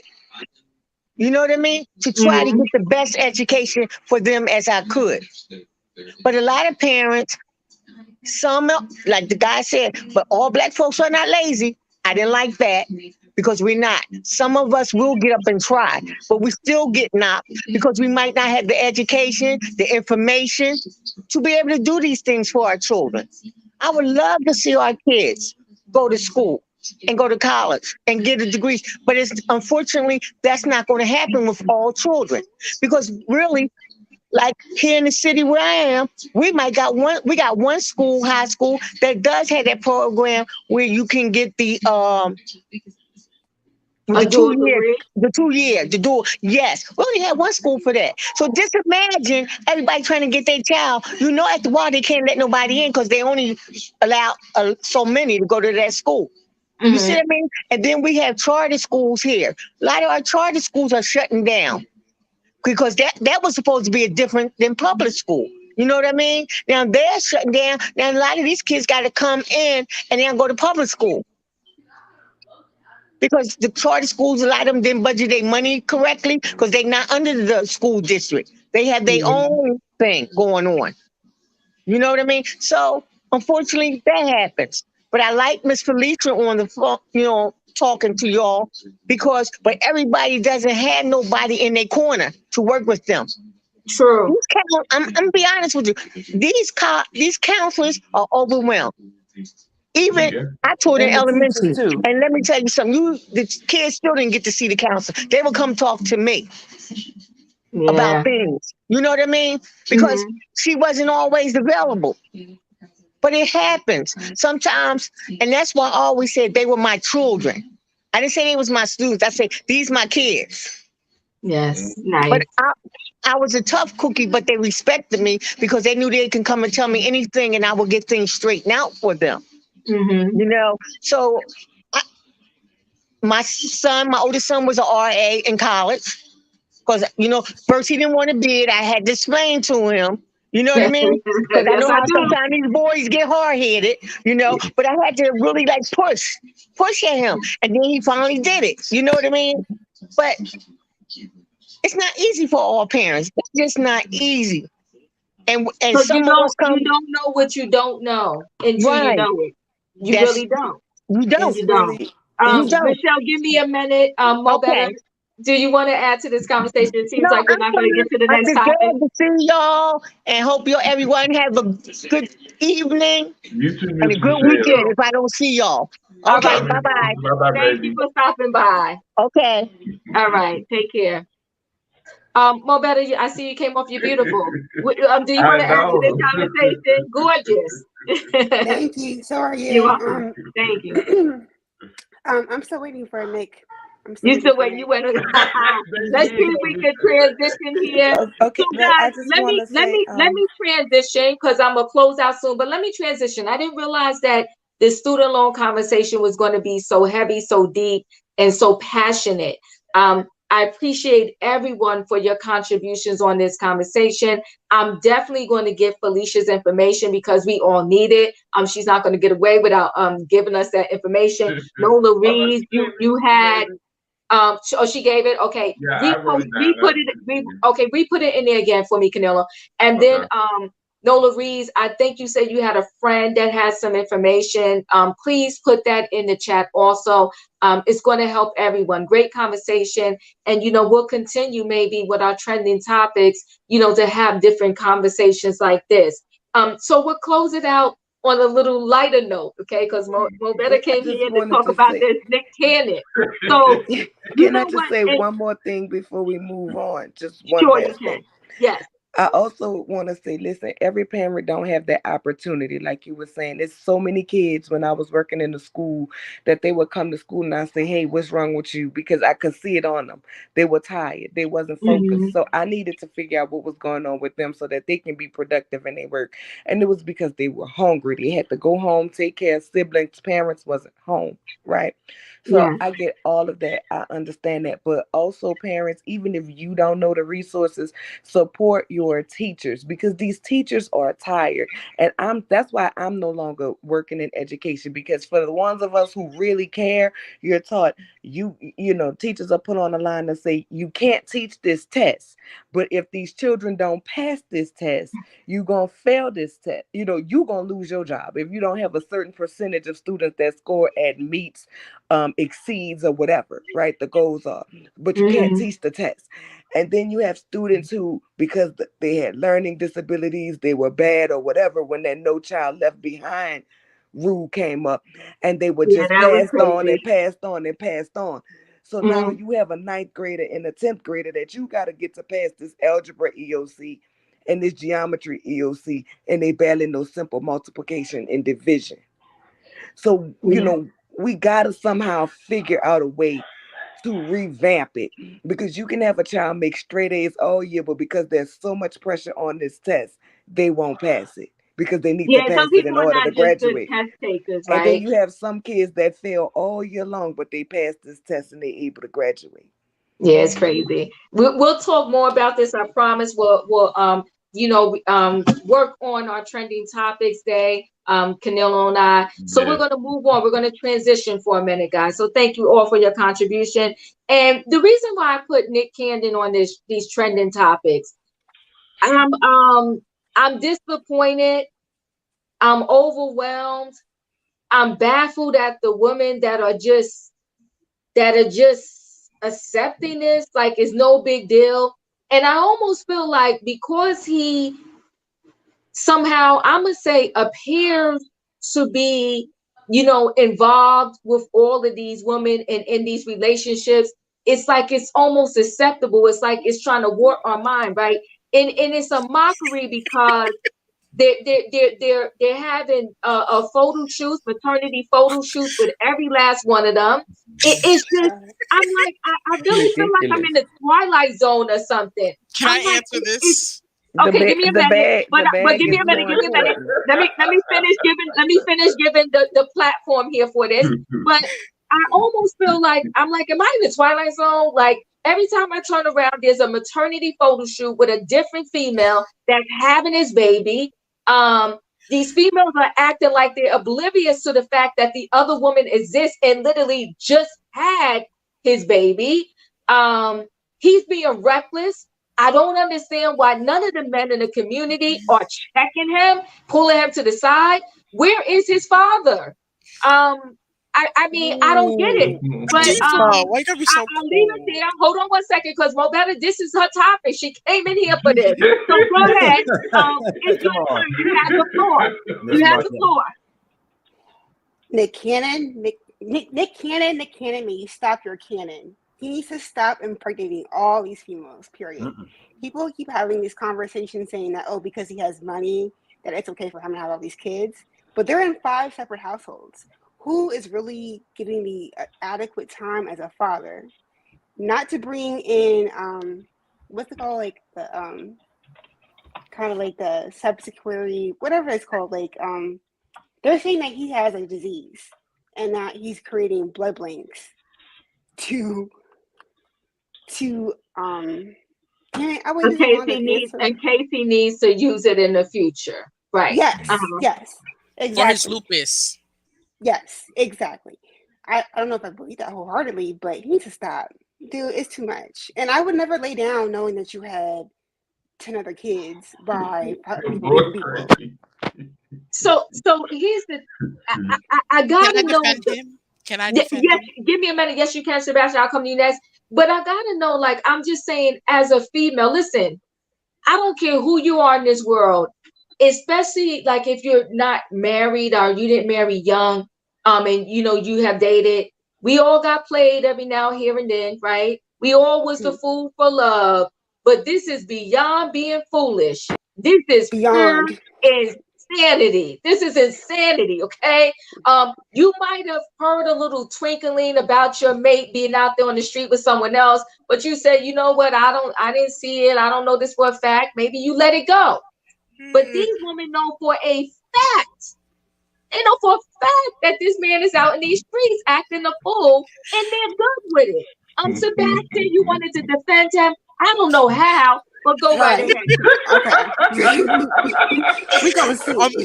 Listen, I like taking the opposing side. I may not agree with the side, but I have to take the opposing side just to put balance on the channel. Nick Cannon is an adult. These women are adults. What they do in their bed and what comes out from their actions in their bed are truly up to them. If they want to keep having kids with him, he wants to keep reproducing and planting his seed, we might as well let it. You know, our population is decreasing anyway. He might help the situation. Sebastian, he's not Elon Musk. He don't have the money to take care of 12 kids. What, Sebastian? You know what? You know, Okay, so Mo, what do you want to add to this situation? Nick Cannon is making a mockery out of relationships, out of family. These children are going to be impacted at the end of the day. Mariah kids, I'm not too concerned about because Mariah got this thing on lock. But the other ones, from what I can see, they're all highly dependent on their finances through Nick Cannon. I just wonder, because listen, and I don't wish nothing on him, but at one day we all got to leave. Okay, right. We all got to go. We all got to say goodbye. So my thing is, has he written everything up? So in case that day comes that he has to say goodbye, that all 59 of these kids are going to be okay. No, here's my thing with that. I think there's two things.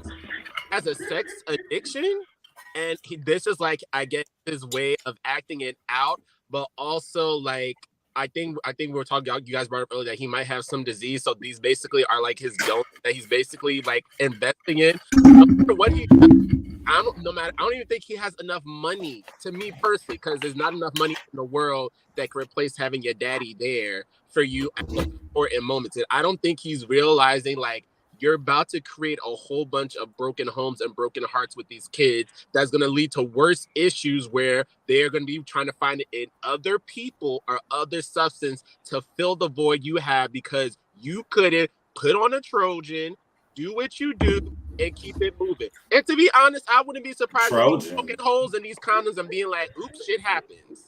Yeah, I think he's doing that. You know what, Smoke? I think they're so invested in being his baby mama that they don't care that he don't use a condom. And my thing is, obviously, he's doing your back to back because these kids is popping out. They're like, what do they call them?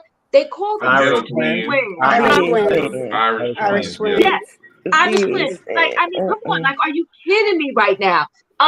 What is it? Good boy, you're in the building. What do you want to say about this shenanigans with Nick? What's good? What's good? I just wanted to say they act like Nick Cannon is just Jeff Bezos or something. You know what I'm saying? Now I can see if he has some beats behind his name. You know what I'm saying? Sign me up. Right. But Nick ain't got no money like that.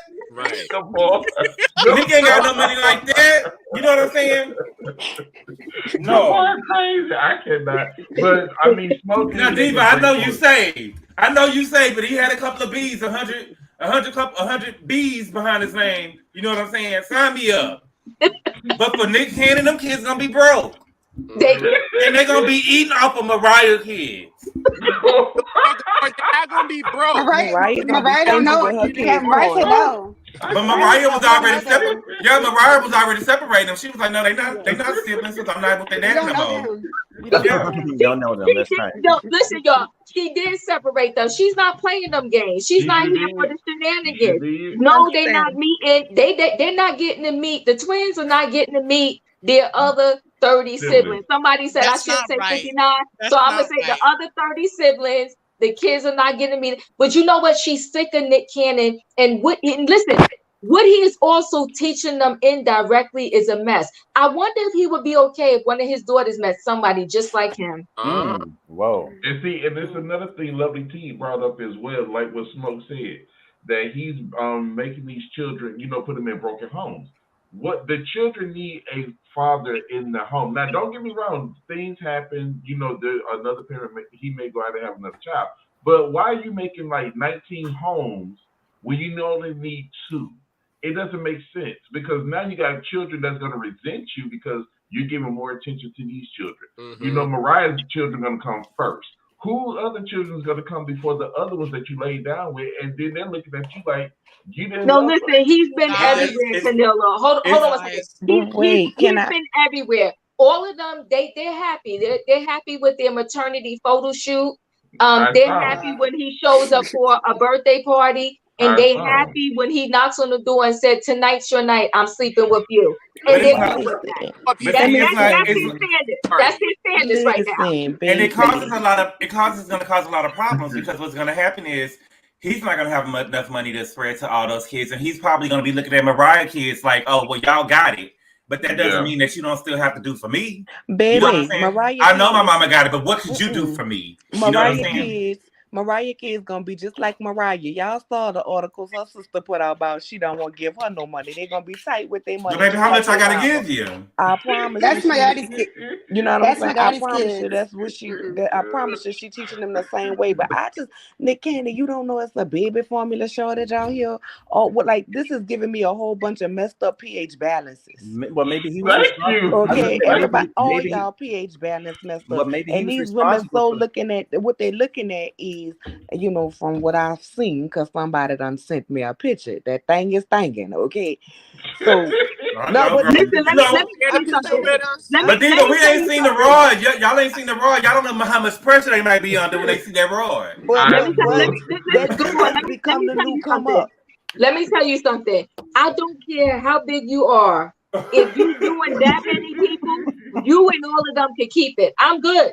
And he said exactly what we thinking. What I was saying is that at the end of the day, this has become not just for all the women that's sleeping with Nick Cannon, but for all of these women that's around here poking holes, turkey bastering themselves and everything else. Having a baby has become the next come up because they have a baby for these men. 18 years, you're gonna live in a nice house because baby getting $22,000 plus a month on child support, baby, they living just practically like that man living. So they're signing up to deal trauma to their kids for a daddy who won't able to be there, to be a single mother. They're signing up to be a single mother and do everything alone for a bag. That bag is not worth when your child is crying and stressed out because where's my daddy? That bag is not worth when you tired and you just emotionally in a place and you need somebody else to be there because right now you can't handle it and you hiding in your closet as a mama crying. I don't know not one mama on the face of this earth that ain't had that moment where you in your closet crying because you stressed out, because you tired. That 18,000, 20,000, whatever you get in a month, don't come for those moments when you have to sit in the emergency room by yourself and you got to be trying to figure out who the hell gonna keep your other kids because this one got to go to the emergency room. None of that is gonna help you. And when your child got to go through all of that, it don't matter about the money that daddy give. Like your kids can say, my daddy rich, but my mama love me. You are raising these kids to feel inadequate and unloved because you can't be there for everybody because you wanted to have a harem or whatever, and you can't be there to be a parent for everybody. So some child is going to be lacking. That's just what it is. On top of all of the jobs that you're trying to get and take to be able to keep up and afford all of this. You don't have the time. Best side, BK. You said give you $20,000 a month. Now I'm telling you, it's not worth it. Ask this Marley, what is her name? Marley, whatever. Tristan Thompson, and he won't even meet the baby. He's a piece of trash for that too. But even what happened to all the men that was trashing Sierra? You know what I'm saying? See, it's so funny when women have a baby. You know, all the men in the manosphere has something to say about Sierra, but when it comes to Nick Cannon, don't nobody got nothing to say. Oh, I can't tell that man what to do. I can't tell that man what to do. That's a grown man, but he's creating more broken homes. Yeah, but I think the minister people probably blame the women. I was going to say a couple of things real quick because I was listening to everybody has. I think that for me, you know, I think $20,000 a month will eventually run out if you have 300 kids. You know, so I think that having all those kids, you ain't going to have that money being spread around. I think the ladies may think that Nick Cannon has money the way he has seed, and I think that maybe they confused about that part. And also, I was going to say, for me, I think that you know, I just think that he's definitely sad, and something's going on with him for him to go out here and have all of these kids. Oh, 100%, Mel. Something is going on with him. But can I tell you this, though? Something is going on with those females, too. Because Brittany Bell, you already had 2 kids by him. You know what's good. You know what's good. Now you pregnant again? So then your mind ain't right either. You just about as sick as he is. Because why are you doing that? Go ahead, Kenny. I know you're trying to say something. Go ahead. I was going to say, because we got to look at what happened with the baby that passed away. Yeah. The baby passed away. He didn't even grieve with her. He was on to the next woman announcing that we're about to have another baby. But you just lost your baby with her. What do you, I mean, she didn't even grieve it, and you over here talking about, oh, we're happy, we're about to have another baby, but then come out, well, we didn't know that our baby's gonna die because we was gonna wait till we got all of them together and announce it. But that, I mean, well, you don't have no choice, Camilla. Can I say something? Just give me a second, Sebastian. You don't have no choice because that baby was little. So before that baby, probably why that baby was, you know, whatever, he had already impregnated the other one. Like they're just all a mess. Go ahead, Sebastian. What do you want to add? Okay. I think another thing is, as you said, for the check, I think the women, they know he has this sex addiction. And I feel like he's trying to like distance himself from it, but like they go back to him because they know the money diva. Brittany Bell was just a what? What was she again? A small model.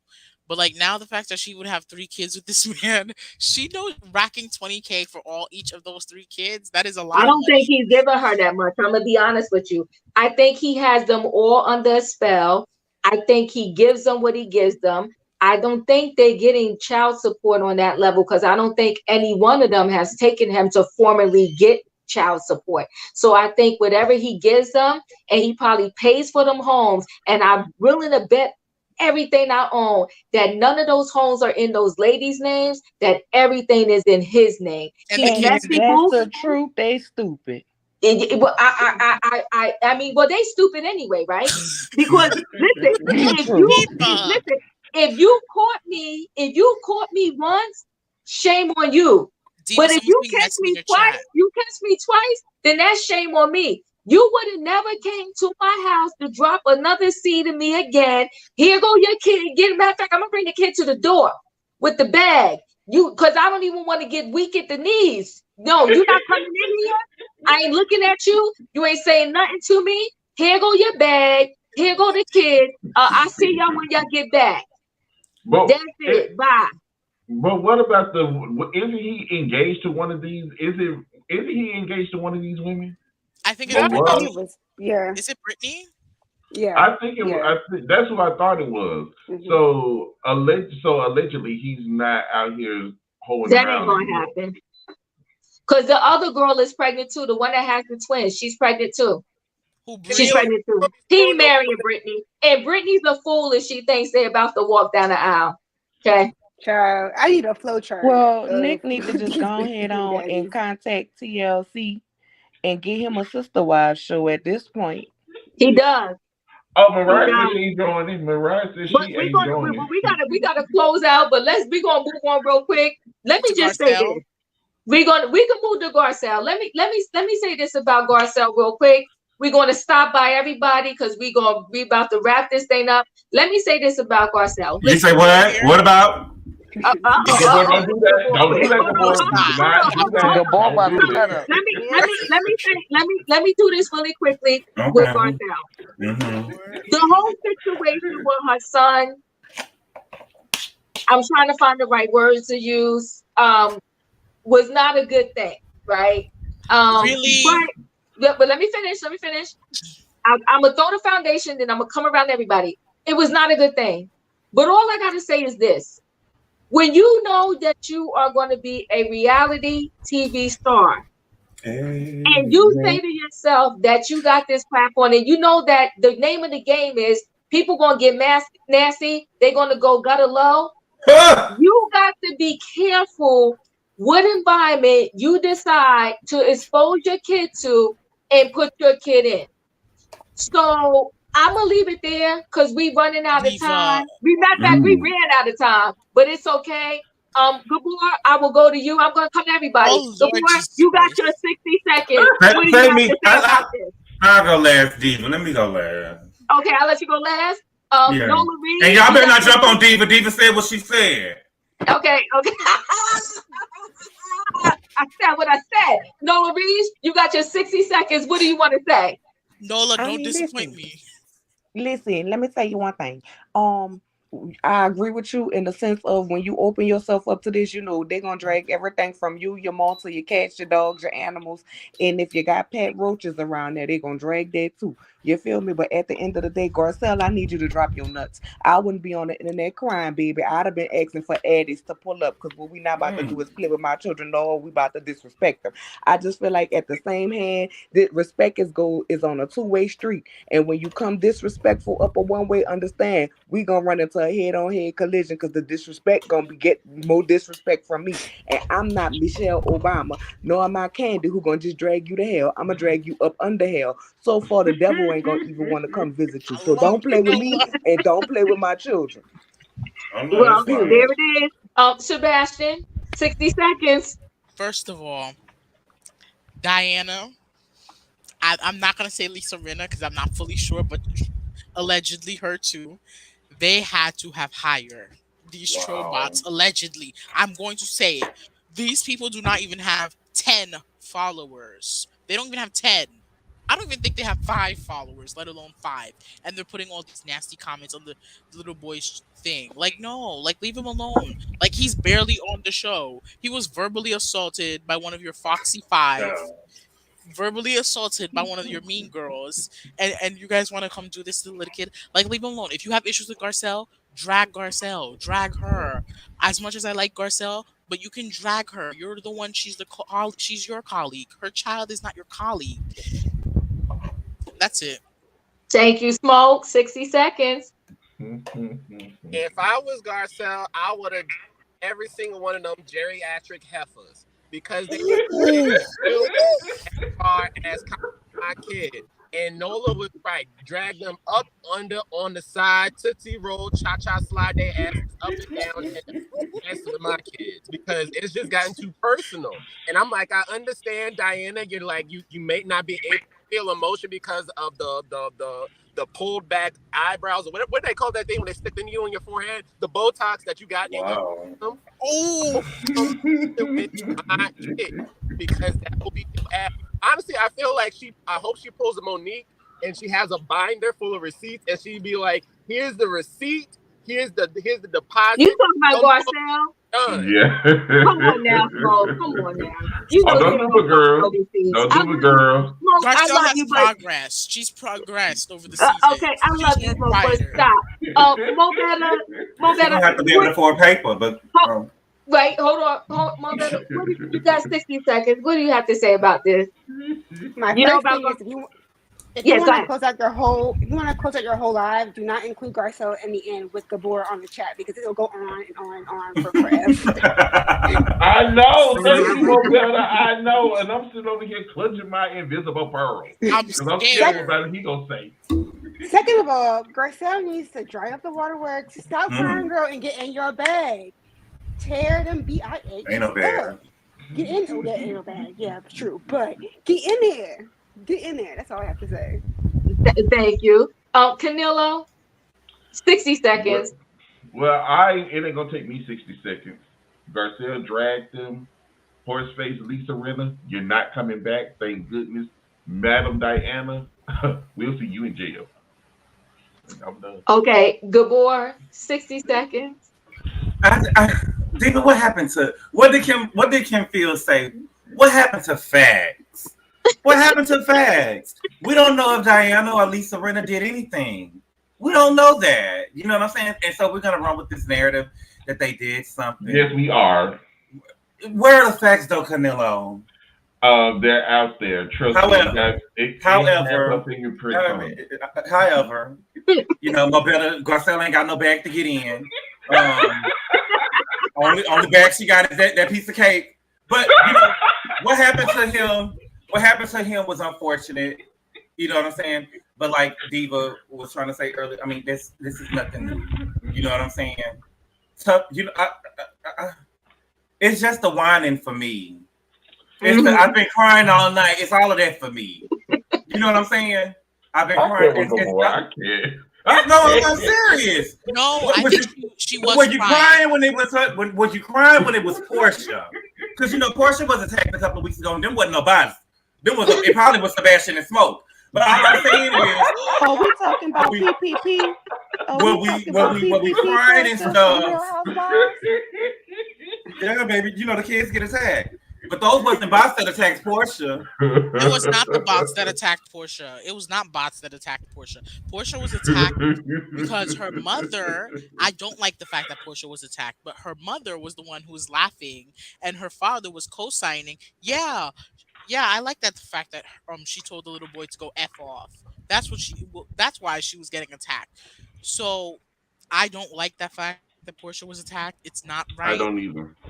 It's not right. No kid should be attacked on this. And I feel like Garcelle was crying because, I think that in her mind, she believes that she put her child in this situation for him to be attacked so bad that someone literally wrote, "If it's lucky that you're half white, because I would have kneeled on your neck. Tell your mother to not mess with Diana," in verbatim. That's but Smoke.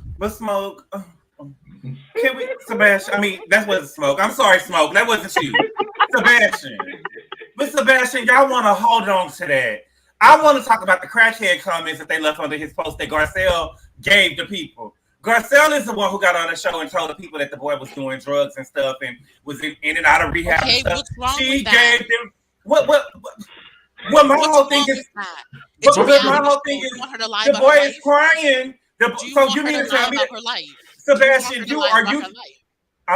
Hey, Sebastian, let me ask you a question. You mean to tell me that this is the first time the boy done heard with your crackhead brother? With your drug addict brother? I told you. I told you. Cece, thank you for the super chat. I've been crying all night and I was triggered. Diva, you are the greatest. Thank you so much. I love you, Cece. I really appreciate it. Listen, y'all get the board started and it's the 11th hour right now. This is our closeout. My last person on the agenda here for the trending topics was Will Smith. All I want to say is this. People, when someone apologizes, just accept the apology and move on with life, okay? Leave Will alone, leave Jada alone, and eventually, and I love them all, eventually, what's the name will get over it, okay? That's what I gotta say about it. I'll go around the room. Huh? What happened to Will? Will, I'm saying Will gave his apology to Chris Rock. Okay, and all I'm saying is, people, when somebody apologizes, accept the apology and move on. Okay, Canelo, Will gave his apology. Are we going to accept the apology and move on? Yes or no? If you don't talk about it and move on. If you will, don't talk about it and move on. That's how I feel. Thank you. So Canelo, because you know how I feel. I know.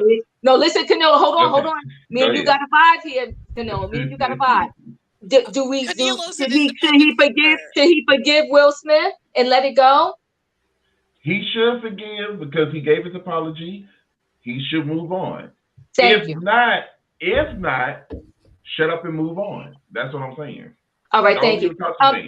Best IBK, thank you so much. I truly appreciate it. Thank you so much. Okay, Mo Better, does Chris Rock just need to like let this thing go and accept Will's apology?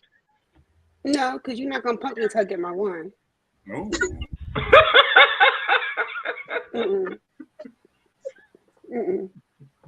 I'm gonna slap you in public like you slap me in public. Then I'm okay. Then we can move on. So, okay, I wasn't expecting that. Okay, Sebastian, does Chris Rock need to accept Will's apology? It will take the same. I want Will to apologize every day. Oh, come on. That Oh, equates. God. Let me finish. That equates to an assault charge. And I want Chris Rock to also slap him in front of the world as he was embarrassed in front of the world. Sebastian, I'm not doing you. Thank you, Sebastian. He apologized every day, Sebastian. Too much now. Come on. No love. Does Chris Rock need to just accept this Will Smith apology? Can I just say I don't care? Okay. I'm gonna be honest. I don't care. I was over it 2 days after they did it. I mean, at the end of the day, like, listen, I feel like Chris Rock is your fault that you was embarrassed, because ain't no way you was gonna walk up on that stage and open hand smack me, and my natural reaction wasn't to give you a fade right, but I'd have beat the dog piss out. The Grammys would have been over. It wouldn't have been able to continue because I'd have beat his ass right there on the stage, and then we can both get our publicists to come out with, "We are so sorry. The stress of the pandemic has done us wrong. You know, this is our first time our emotions got high." All of that foolishness that they be talking about. You know what I'm saying? Other than that, I don't care. I want Will to stop talking about it, and Chris don't need to come out and talk about it at this point. Will slapped him publicly. Will put out a statement publicly. Will made a video publicly. He addressed it publicly. Chris was quiet on stage. Be quiet now. I don't care. Oh, all right, boom, there it is. Does Chris Rock need to just accept this apology and hug out with Will Smith and let's just carry on? He should only accept it if Will allows Chris to sleep with Jada one more time. Oh my God. I can't. Really slow. Really slow. And also let him to do it on the red table. He has to be allowed to do it on the red table. That's the only way he accepts The red table don't need to come out no more. The red table Oh my God. go up and stay. Oh God. Okay, good boy. Well, Diva, you know I'm a work in progress. I'm a work in progress. If I was Will, take the apology back. I'm taking my apology back every week, every 2 weeks. You on stage, you got a joke. I'm the softest rapper alive, and all of this. You got slapped by the softest rapper, and y'all buying goats and naming them Will Smith. Wow. I'm taking my apology back. I meant it. Oh, the good boy. Oh, yes, we're taking it back. I don't offer you this apology the next day, and y'all don't continue to drag me. I'll slap you in March. It's August. It's about to be September. You know what I'm saying? I didn't apologize to you 6 months ago. You didn't want to give it back. Y'all done shaded me. Y'all done talked about me. Y'all naming goats after me and everything. I want my apology back. I might slap you again. I agree, Gabor. I agree. I cannot. That is, he's right. Girl, boy, you are man. I apologized 6 months ago. F it. You know what I'm saying? You didn't want to do it? No. I done apologize, and I had to sit back and be quiet because you and your friends and stuff done attack me every time you get it. You know what I'm saying? You and your friends attacking me is a running joke that I done slapped you now. Give me my apology back before I slap you again. Listen, guys, I guess we may have to put trending topics on the agenda. Thank you all for coming out. Before we close out, though, Canelo, you have a channel. Tell the people your channel and throw your channel name in the chat, please. It's right there on the screen. It is Kimmylo's TV as it's spelled. I'm going to put it in the chat. And I do the same thing as my girl, Miss Diva, and my boy Gabor, but I just do it in still video. All right. Thank you, Canelo. Okay, Sebastian, you don't have a channel, do you? No, I don't. Okay. Nola Reese, do you have a channel? Yes, ma'am, I do. And it is Nola Reed, just like my name is spelled. I'm gonna say my name in the chat for y'all. I do show reviews, hot topics, things like that. I had been kind of on a little hiatus because Miss 19 had bought all the stuff around here, and I had to deal with that for a while, getting myself back together. But now I'm back and I'm about to be glad you on it. good, darling. Glad So, you baby, good. I talk trash, and then sometimes I have real life, conversations. Like, let's just open it up. Long as you're respectful, I'm cool. You don't have to agree with me. I like people who don't agree with me. Help me see another side to thing if it's valid. You know what I'm saying? But come with your facts, because I'm gonna have mine. But other than that, Right like now. Thank I'm you. cool with So, it. all right. So Nola Reese, everybody, Canelo. Mo Better, do you have a channel? I do not, but I love Okay. y'all shows. Thank you, good boy. Oh, Thank you, thank you, Diva. thank Thank you, you. Camilo. Love You're all y'all. welcome. You're Love you, love welcome. you. Love you too. Smoke, you don't have a channel, do you? I do not, but I just have one thing to say: like, comment, subscribe to the Gray Hair Diva. It helps out the channel, and so you Aw. get more trending topics. And share it with your friends and family so that they can get to know her as well. Oh, look at you. Look Thank at that you. promotion. I like that. And Gabor, tell everybody where they can find you at. Andrew Gabor on YouTube. Yes. Type his Danilo, type Gabor's channel in there too. Listen, guys, subscribe to our friends here. When we all come together, we have fun. They have amazing channels too. Please go over there, check them out, and subscribe. Canelo has a channel, Nola Reed has a channel, and Gabor has a channel. Okay, Gabor, you gotta find his channel at Andrew Gabor. Okay, I put it but in if the you type chat. it in, I'm sure it could come up. But I think because before when I typed it in, I think some other stuff came up too. So make sure you type in Andrew Gabor and go over there, subscribe to his channel. Listen, guys, I had fun with y'all tonight. It's been an amazing night. Thank you so much. This all happened because Beverly Hills didn't come on, because usually this is my Beverly Hills recap time slot. But I love you guys. I had a lot of fun. We got a lot of information. We'll see you next time. Have a good Bye, night, guys. everybody. Good night. Bye. Bye.